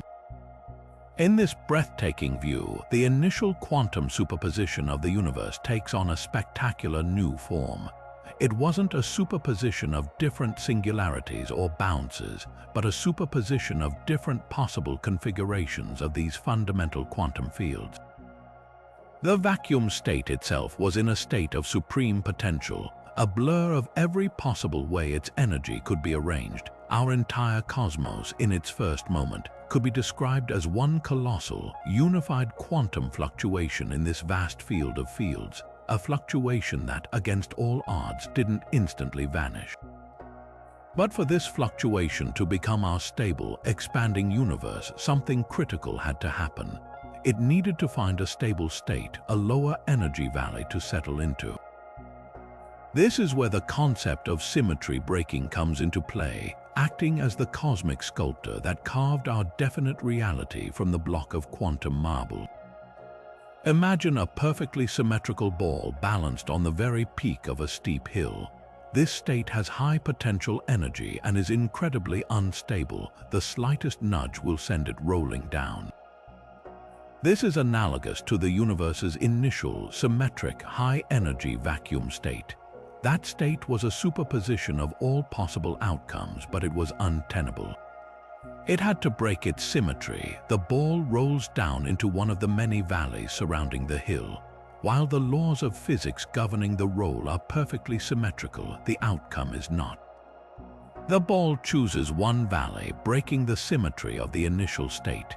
In the early universe, this process happened through what we call phase transitions, similar to how water vapor cools and transitions into liquid droplets.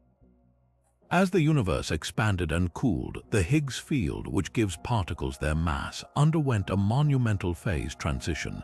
It shifted from a high-energy, symmetric state to a lower-energy, broken symmetric state. This event, known as the electroweak phase transition, is what gave mass to fundamental particles and fundamentally shaped the forces we experience. This symmetry breaking was the mechanism that stabilized the initial quantum fluctuation. The primordial superposition of field configurations couldn't last in the cooling universe. The process of symmetry breaking effectively measured the system, selecting one specific, stable vacuum state from the infinite menu of possibilities. The other potential states, the other valleys the ball could have rolled into, were decohered and lost. The specific way our quantum fields broke symmetry determined everything about our reality. Why we have four fundamental forces, why particles have the specific masses they do, and why the universe has the exact physical constants that allow for complexity and life. In this quantum field theory origin story, our universe is the most stable and long-lasting virtual particle pair imaginable, a fluctuation that found its footing through a cosmic breaking of symmetry, freezing a specific set of quantum possibilities into the permanent classical laws we now call home.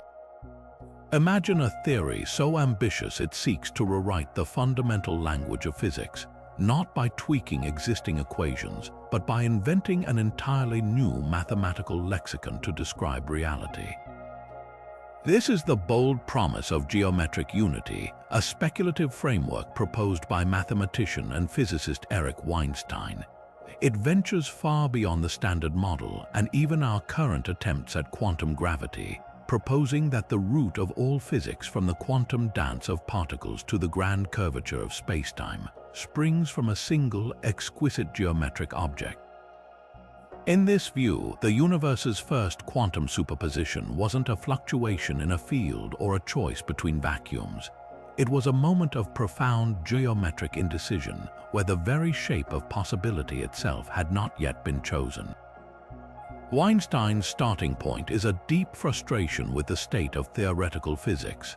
For decades, we've been trying to force two magnificent but incompatible rulebooks, general relativity and quantum mechanics, to play nicely together. String theory offers one path, but at the cost of requiring extra dimensions and a vast landscape of possible universes. Loop quantum gravity offers another, focusing on the granularity of space. Geometric unity proposes a third way, suggesting that the problem isn't with the theories themselves, but with the underlying mathematical stage we've built for them to perform on. Weinstein argues we need a new stage, one based on a more powerful and fundamental geometric structure called an observerse. This isn't a physical universe in the traditional sense, but a broader mathematical space that contains within it all possible physical theories and configurations. The observerse is the realm of all potential realities, and our universe, with its specific laws and constants, is just one particular shadow or projection of this richer geometric object. So how does this connect to the very first moment? In the framework of geometric unity, the initial state of everything would have been this pristine observerse itself, a state of perfect, unbroken symmetry and maximum geometric potential. It contained within its structure the blueprints for every possible force, every possible particle, and every possible law of physics that could ever exist. This state was the ultimate superposition, not of matter or energy, but of geometry. It was a superposition of all possible ways to be a universe, but this state of perfect potential was also unstable, much like that pencil balanced perfectly on its tip. It had to choose a path to break its symmetry and actualize into a specific geometric configuration. This moment of symmetry breaking is what Weinstein posits as the true Big Bang. It wasn't an explosion in space and time, but the moment space and time themselves crystallized out of the higher dimensional observers. The mechanism for this collapse from geometric potential to physical reality is perhaps the theory's most captivating proposal. Weinstein introduces a novel entity he calls the electroweakino, a theoretical particle that would act as a cosmic messenger between the hidden geometric dimensions of the observers and the four-dimensional spacetime we inhabit. In the initial moments, this particle would have been instrumental in measuring the geometric superposition, forcing a specific choice that led to our particular universe. This isn't a measurement by a conscious observer, but a fundamental physical process where the geometry of the observers interacts with itself, resulting in the spontaneous emergence of the familiar particles and forces we know. The specific way this geometric collapse happened would have determined why our universe has three dimensions of space, why the force of gravity is so weak compared to the other forces, and why we have the exact number of particle families we observe. In this narrative, the first quantum superposition was this timeless geometric indecision, and the birth of our cosmos was the moment the geometry chose a path, forever locking in the rules of the game we now call physics. What if our universe wasn't born from nothing, but was instead forged in the heart of a celestial tomb? This is the captivating premise of black hole cosmology, a theory that suggests our entire cosmic expanse might be the interior of a black hole residing in a larger parent universe. To grasp this mind-warping idea, we need to reframe our understanding of these gravitational monsters. A black hole isn't just a vacuum cleaner sucking in matter. It's a region of spacetime so warped that its gravity prevents even light from escaping. The boundary of this point of no return is called the event horizon. Now imagine crossing that threshold. From the perspective of an outside observer in the parent universe, you would appear to freeze at the horizon, your image red shifted into oblivion over an infinite amount of their time. But from your own perspective, you would cross the horizon and continue inward. What happens next is one of the greatest mysteries in physics. Classical general relativity predicts you will be pulled toward the center, a point of infinite density called the singularity, where the laws of physics break down completely. But most physicists suspect that quantum gravity must take over before this happens, preventing a true singularity and offering a different fate. Black hole cosmology proposes that the interior of a black hole doesn't end in a catastrophic crunch, but instead expands and cools, giving birth to an entirely new universe. Our Big Bang, in this view, was the moment of creation for our universe, but it was also the moment of collapse for a massive star in a far grander cosmos.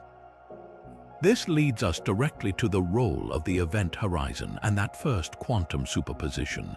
The horizon is not a physical barrier, it's a one-way membrane in spacetime. As matter and energy from the parent universe fall toward the black hole, they approach the event horizon. Due to the extreme gravitational time dilation from the outside perspective, it seems like this information never actually crosses. It gets smeared and stretched across the surface of the horizon in a complex quantum state. This is where the famous black hole information paradox comes into play, concerning whether information about what falls in is truly lost forever. The event horizon acts as a cosmic scrambler, a natural quantum processor of unimaginable power. All the quantum information describing the particles that fell in their type, their energy, their quantum states becomes entangled and delocalized across the horizon's surface. It enters a state of profound quantum superposition, a blurred tapestry of every possible way that information could be arranged. This scrambled information on the horizon isn't lost, it's encoded. And according to this theory, it is this very encoded information that becomes the initial conditions for the new universe budding inside. The moment of transition, the Big Bang of the new universe, is the resolution of this cosmic superposition. The quantum information scrambled on the horizon doesn't remain frozen. Through processes predicted by quantum gravity, such as a quantum bounce or a phase transition, this superposed state collapses. The blurred potentiality of all that information resolves into one specific, consistent configuration. This collapse defines the fundamental laws of the new interior universe, the strength of its forces, the masses of its particles, the very number of its dimensions. The information that was seemingly lost into the black hole from the parent universe is not destroyed, it is translated. It is reborn as the initial energy density fluctuations, the quantum seeds that will eventually grow into galaxies and galaxy clusters in the newborn cosmos. In this breathtaking narrative, the first quantum superposition of our universe happened on the event horizon of our parent black hole. We are not just living in a universe that came from a black hole, we are living inside the black hole itself, and the galaxies we see are the reincarnated quantum information of stars and worlds that lived and died in a cosmos that came before ours. This creates a stunning cosmic lineage, a potentially infinite chain of universes giving birth to new universes through black holes, each one inheriting a transformed set of physical laws from the quantum information scramble at the horizon of its parent. Yet another perspective suggests that the fabric of reality might not be smooth or continuous at all, but rather a dynamic and evolving network of discrete connections. This is the core idea behind quantum gravity, a theory that reimagines the very nature of spacetime not as a fundamental stage, but as an emergent property of a deeper, more primitive quantum system. The name itself is a clever portmanteau of quantum and graph, hinting at its central premise. It proposes that in the beginning there was no space and no time as we understand them. Instead, there was an abstract, low-energy ground state, a vast, cold and featureless network of countless individual points or nodes. Each node represents a fundamental quantum bit of reality, and initially, these nodes are completely disconnected from one another. They exist, but they have no relationship, no way to interact or communicate. This is the universe in a state of perfect isolation, a frozen sea of potential with no structure or form. The first quantum superposition in this model is not a superposition of different energies or particles, but a superposition of connections. Each potential link between these nodes, each possible edge in this cosmic graph, exists in a state of quantum ambiguity. It is both there and not there, a shimmering possibility of a relationship waiting to be realized. the entire network is in a blurred state of every possible configuration it could take, a buzzing hive of potential pathways. This initial state is often described as a superposition of geometries because each specific pattern of connections would define a unique geometry for spacetime itself. One pattern of links might give rise to a universe with 4 spatial dimensions, while another might create the 3 we experience. The strength of gravity, the speed of light, and other fundamental constants could all be emergent properties determined by the specific way this network of nodes decided to connect.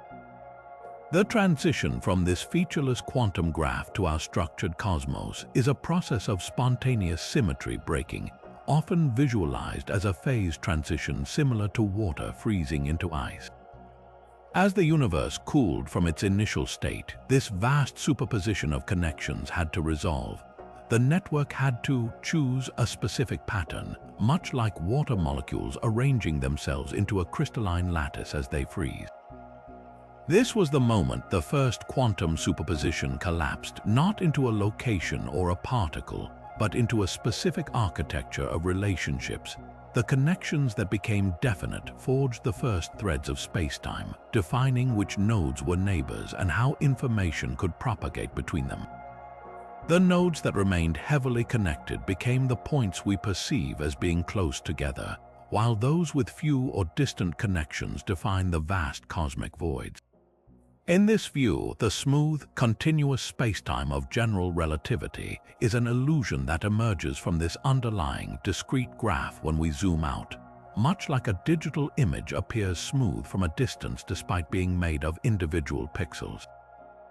The Big Bang, then, was not an explosion in space, but the crystallization of space itself from a quantum soup of pure relational potential. Imagine trying to understand the shape of a magnificent, rolling mountain by looking at a single grain of sand. It seems impossible, right?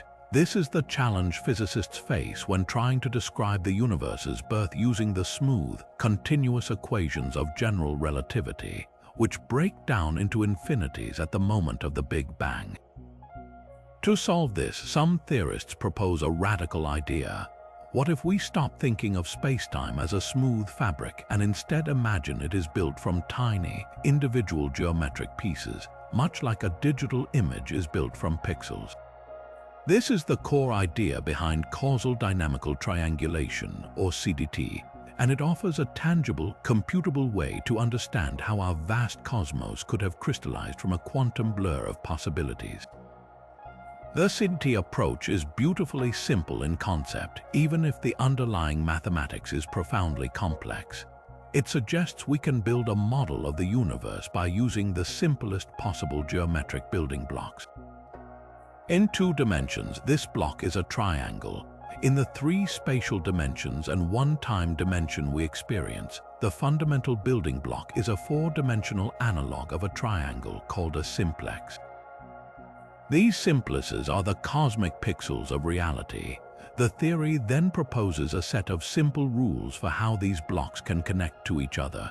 Crucially, the connections must respect causality, the principle that cause must always come before effect.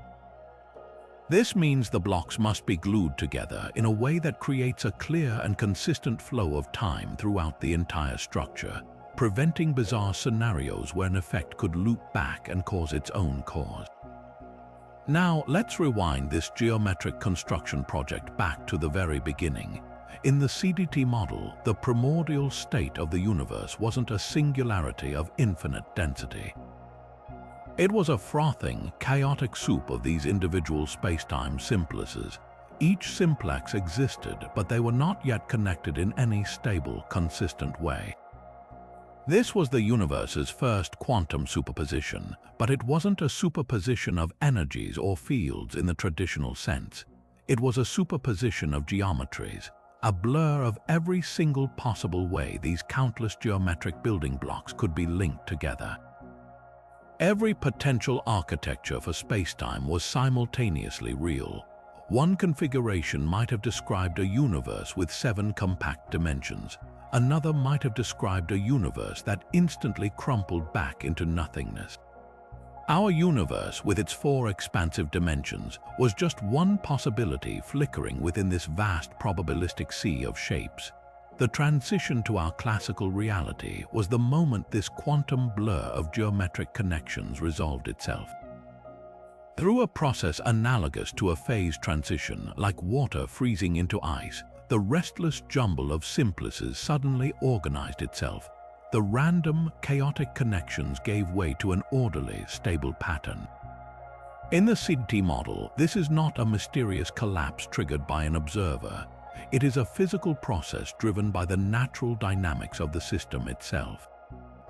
The simplices that could form long-range, stable connections with their neighbors did so, while the more exotic, unstable configurations were suppressed. This spontaneous organization forged the smooth, continuous spacetime we recognize today from the discrete quantum foundation. The specific way the blocks connected determined the large-scale geometry of the universe, including the number of dimensions that expanded to a macroscopic size and the very strength of gravity itself. In this breathtakingly elegant picture, the Big Bang was not an explosion in space, but the moment space itself emerged from a quantum geometric phase transition, settling into the stable, 4-dimensional structure we call home. Now, what if we could zoom in even closer on that granular fabric of spacetime, beyond the loops and networks, to witness the very first stitches being woven into the tapestry of reality? This brings us to a theory that pushes the boundaries of our imagination even further, proposing that the cosmos began not just as a quantum event, but as a cosmic brainstorm where the very idea of space and time was born from a collective hum of potential.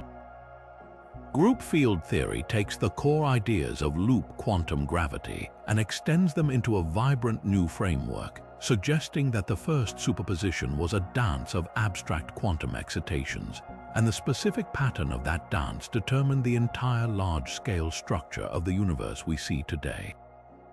To grasp this, let's build on the concept of spacetime as a network, a web of connected nodes that we explored in quantum gravity. Group field theory provides a powerful mathematical language to describe how that web itself is spun. Imagine you want to build a universe from scratch. Your most basic ingredients aren't particles or forces, but abstract, fundamental quanta of space, tiny, indivisible droplets of geometry. In group field theory, these droplets are described by a special kind of field, much like the electron field we discussed earlier. But this isn't a field that exists in space. This is a field whose vibrations create space itself. The group in its name refers to the mathematical groups that describe the rotations and other symmetries these quantum droplets can have, defining their possible shapes and how they can connect to their neighbors. In the very first instant, these quantum droplets of space weren't yet arranged in any orderly pattern. They existed in a seething, chaotic soup, a vast superposition of every possible way they could vibrate and connect. This was the universe's first state, not a hot, dense ball of matter, but a cold, featureless fog of pure geometric potential. It was a quantum superposition of all possible networks, all possible architectures for spacetime. One possibility was a network that would instantly collapse into a tangled knot. Another was a network that would fly apart into disconnected fragments. And among this infinite blur of possibilities was the specific, stable pattern that would eventually become our cosmos. The transition from this blur to our definite reality was a process of condensation, much like water vapor cooling and forming into intricate snowflakes. In group field theory, this is called a phase transition. The countless quantum droplets, each buzzing in its own superposition, began to interact and influence each other. Through these interactions, they started to agree on a common vibrational pattern. They underwent a process of spontaneous organization, falling into a shared rhythm. This was the moment the superposition collapsed. The droplets that could synchronize their vibrations and form stable, long-range connections did so, while the more chaotic, dissonant patterns faded away. This collective agreement among the fundamental quanta of space is what crystallized the smooth, four-dimensional spacetime we now inhabit. The specific vibrational pattern they settled into didn't just create space, it encoded within it the seeds of everything to come. The tiny quantum fluctuations in this emerging condensate, the slight variations in density from one region to another became the blueprint for the first gravitational seeds. Billions of years later, these slight overdensities would gravitationally attract matter, growing into the vast cosmic web of galaxies and galaxy clusters we observe mapping the heavens. In this breathtaking view, the entire large-scale structure of our universe was frozen into place by the opening notes of a quantum symphony played on the most fundamental instrument of all, the very geometry of existence.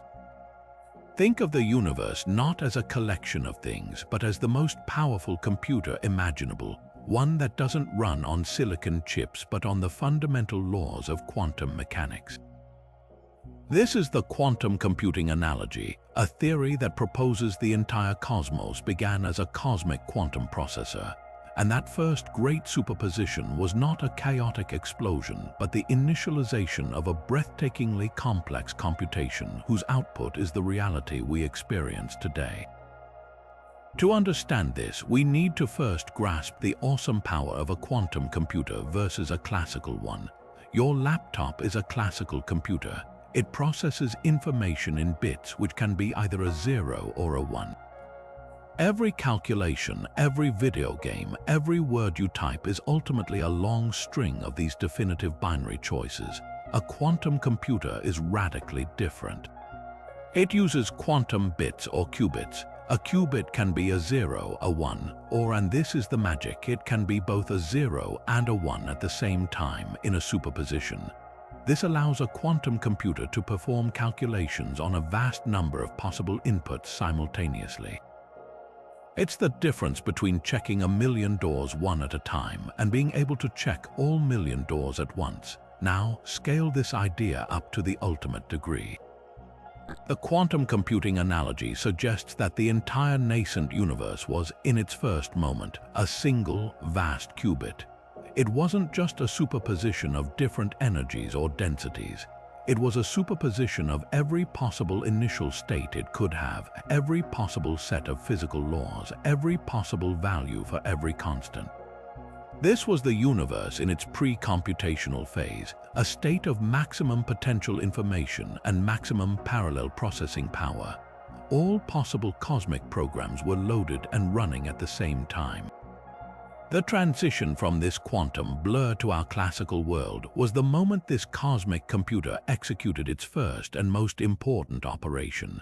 Through a process intrinsic to quantum systems, this massive parallelism couldn't be sustained.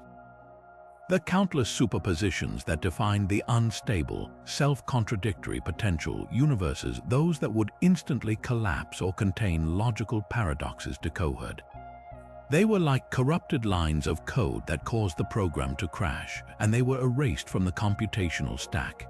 The one consistent, stable program that survived was ours. The specific laws of physics we observe aren't arbitrary rules. They are the stable algorithm that emerged victorious from this cosmic debugging process, the only self-consistent software that could run on the universe's hardware without fatal errors. This leads to a profound implication about the nature of our existence. If the universe is the result of a quantum computation, then everything within it, from the spin of an electron to the orbit of a galaxy, is part of that ongoing calculation. The evolution of the cosmos isn't just a story written by physics, it is a computational process. The formation of the first stars was a subroutine. The emergence of life is an incredibly complex pattern emerging from the processing of quantum information. In this view, we are not just living in the universe, we are living inside the output of a computation that has been running for 13.8 billion years.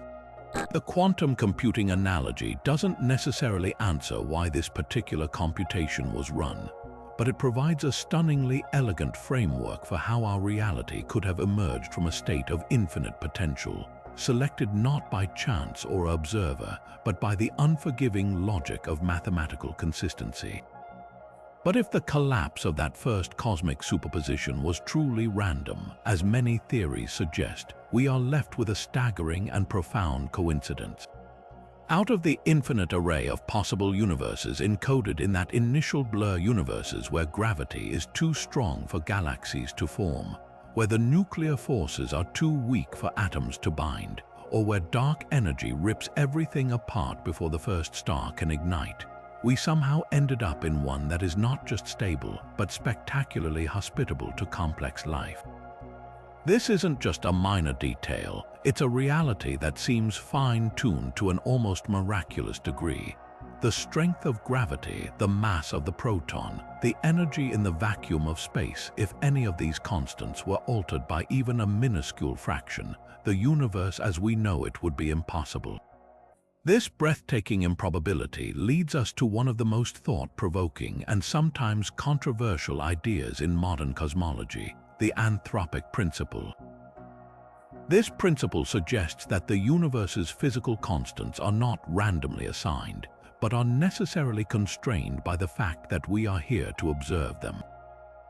In essence, we could not possibly find ourselves in a universe that did not allow for our own existence.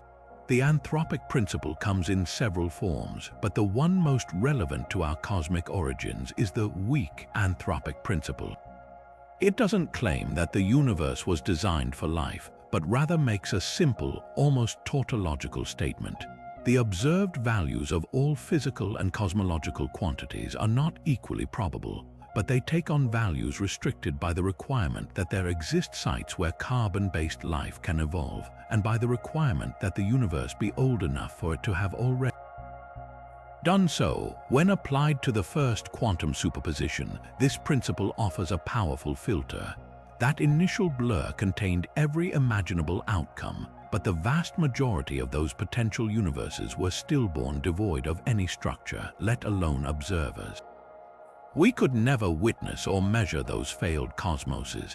The only universes that can have observers are the ones where the quantum dice roll landed on a configuration that permits complexity and consciousness.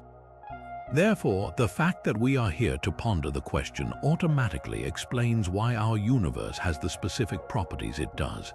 It's not that our universe is special in an absolute sense. It's special only from our limited, biocentric perspective. We are the inevitable outcome of a cosmic selection bias, living in one of the rare bubbles in the multiverse where the local laws of physics allowed the story of life to begin. This idea finds a powerful and natural home within the framework of the string theory landscape, or the eternal inflation multiverse we discussed earlier. If the first quantum superposition gave rise to a vast, perhaps infinite, multiverse where every possible set of physical laws is realized somewhere, then the anthropic principle shifts from being a philosophical curiosity to a practical, predictive tool. We should not be surprised to find ourselves in a universe with constants that seem finely tuned for life, because in the unimaginably vast ensemble of all existing universes, a tiny fraction will, by pure chance, have the right conditions. Our presence here simply confirms that we live in one of those habitable pockets. The principle doesn't tell us how the multiverse works. It tells us why our local neighborhood within it must look the way it does. It answers the why by reframing the question from why are the constants so perfect to what must the constants be given that we are here to see them. This is a profound shift in perspective, turning a seeming miracle into a statistical inevitability. However, the anthropic principle is often met with criticism. Some argue it is a cop-out, a way of avoiding a deeper physical explanation for the universe's fine-tuning. It can seem like saying the reason you won the lottery is because someone had to, which feels deeply unsatisfying compared to a theory that explains why your numbers came up. Furthermore, the principle is often criticized for being untestable and therefore unscientific. If we can only observe one universe, how can we ever prove the existence of the others that form the basis of this anthropic reasoning? proponents counter that while direct observation of other universes may be impossible, the anthropic principle can still make testable predictions within our own cosmos. For instance, it predicts that the fundamental constants we measure should be among the range of values that allow for a long-lived universe with stars, planets, and complex chemistry. If we were to discover that a constant like the cosmological constant was even slightly outside this range, it would severely challenge the anthropic view. In this way, it acts less as a final answer and more as a crucial guidepost, helping physicists navigate the dizzying possibilities of the multiverse and focus their search on theories that are compatible with our undeniable existence. It is the ultimate statement that in the grand quantum lottery of creation, we are both the winning ticket and the astonished holder who gets to read the numbers. And this journey through probability and fine-tuning leads us to one final, breathtakingly elegant idea, a theory that suggests the ultimate nature of reality isn't physical at all, but purely mathematical. This is the mathematical universe hypothesis proposed by physicist Max Tegmark, and it posits that our cosmos and everything within it is not just described by mathematics, but actually is a mathematical structure. In this view, the universe's first quantum superposition wasn't a blur of energies or fields, but a grand, abstract superposition of all possible mathematical forms, and our existence is the story of one particularly stable equation writing itself into reality. To grasp the sheer scale of this idea, consider a simple circle. The circle you draw on a piece of paper is a physical approximation of a perfect, abstract mathematical idea, a set of points equidistant from a center. That perfect circle exists in the realm of mathematics, independent of anyone drawing it. Tegmark's radical proposition is that our entire universe is exactly like that perfect circle. It doesn't just obey mathematical rules, it is a mathematical structure. Your consciousness, the screen you're looking at, the planet beneath you, all of it is a vast, incredibly complex mathematical object being perceived from within. This means that the stuff of the universe isn't matter or energy, but mathematical information and relationships. Now, rewind this to the very first moment. If the ultimate foundation of reality is mathematical, then the initial quantum superposition must have been a state of maximum mathematical potential. It was not a superposition of particles or forces, but a superposition of all possible mathematical structures that could logically exist. Every consistent set of equations, every possible geometric form, every potential universe with its own unique set of axioms and laws. From a simple universe containing nothing but a single number to a hyper-complex cosmos with 26 dimensions existed simultaneously in this grand, probabilistic landscape. This was the ultimate multiverse of logic, where the only requirement for existence was non-contradiction. If a universe could be described by a self-consistent mathematical structure, it was represented in that first great blur. So how did our specific, familiar universe emerge from this infinite mathematical menagerie? The transition was not a collapse triggered by an observer or a measurement, but a kind of mathematical natural selection. The vast majority of these mathematical structures are unstable, barren, or instantly self-negating, a structure that describes a universe that flashes into and out of existence in a Planck time, or one whose internal rules are immediately paradoxical, cannot persist. They are the mathematical equivalent of a house of cards, collapsing under their own inconsistency.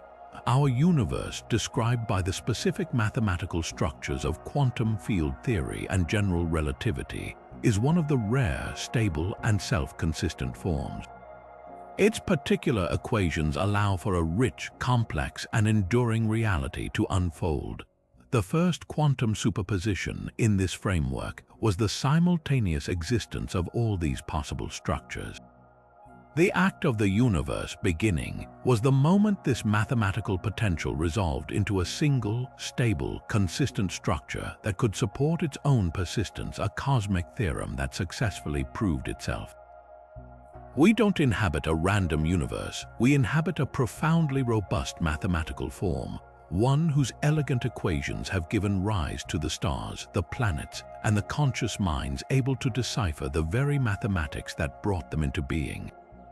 From the quantum flutter in a sea of absolute nothingness to the infinite branching of the many worlds multiverse, from a two-dimensional holographic boundary to the cyclical death and rebirth of cosmic eons, we have journeyed through 30 distinct and breathtaking theories about the universe's first quantum superposition.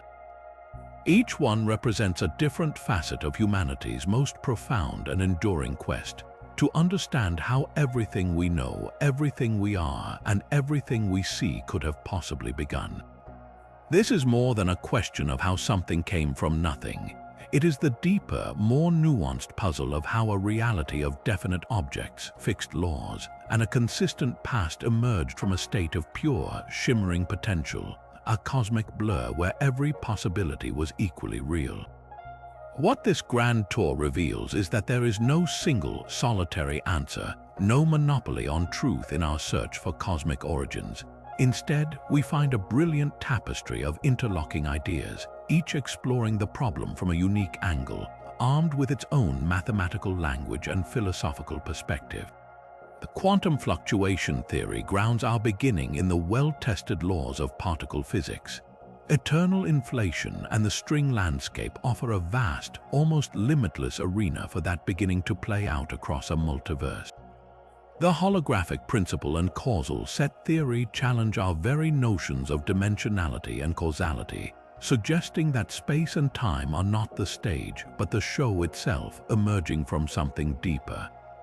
And interpretations from many worlds to cubism force us to confront the most fundamental question of all.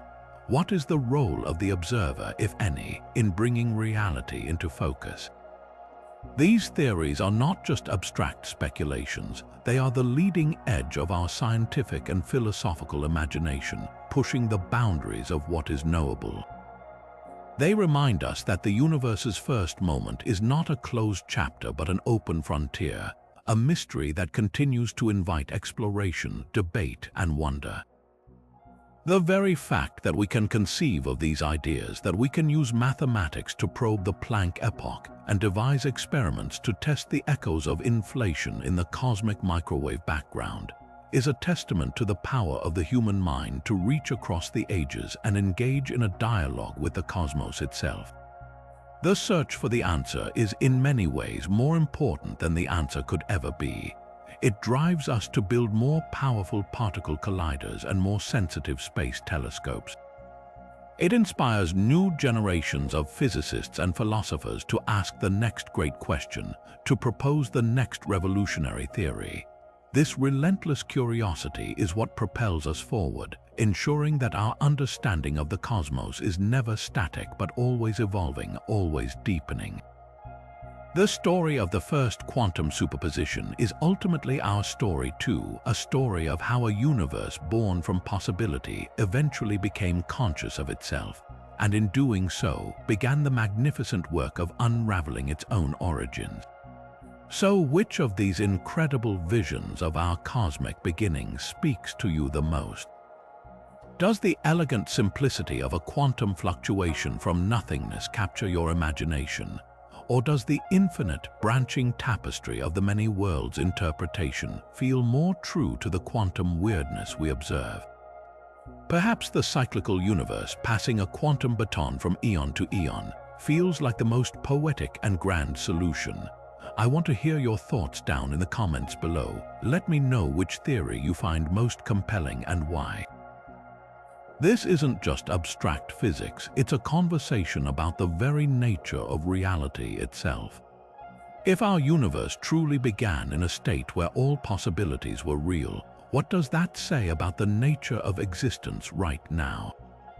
Are we living in the one timeline that somehow won the cosmic lottery, or is our sense of a single, definite history just an illusion, with other versions of ourselves living out every possible alternative in a reality we can no longer perceive?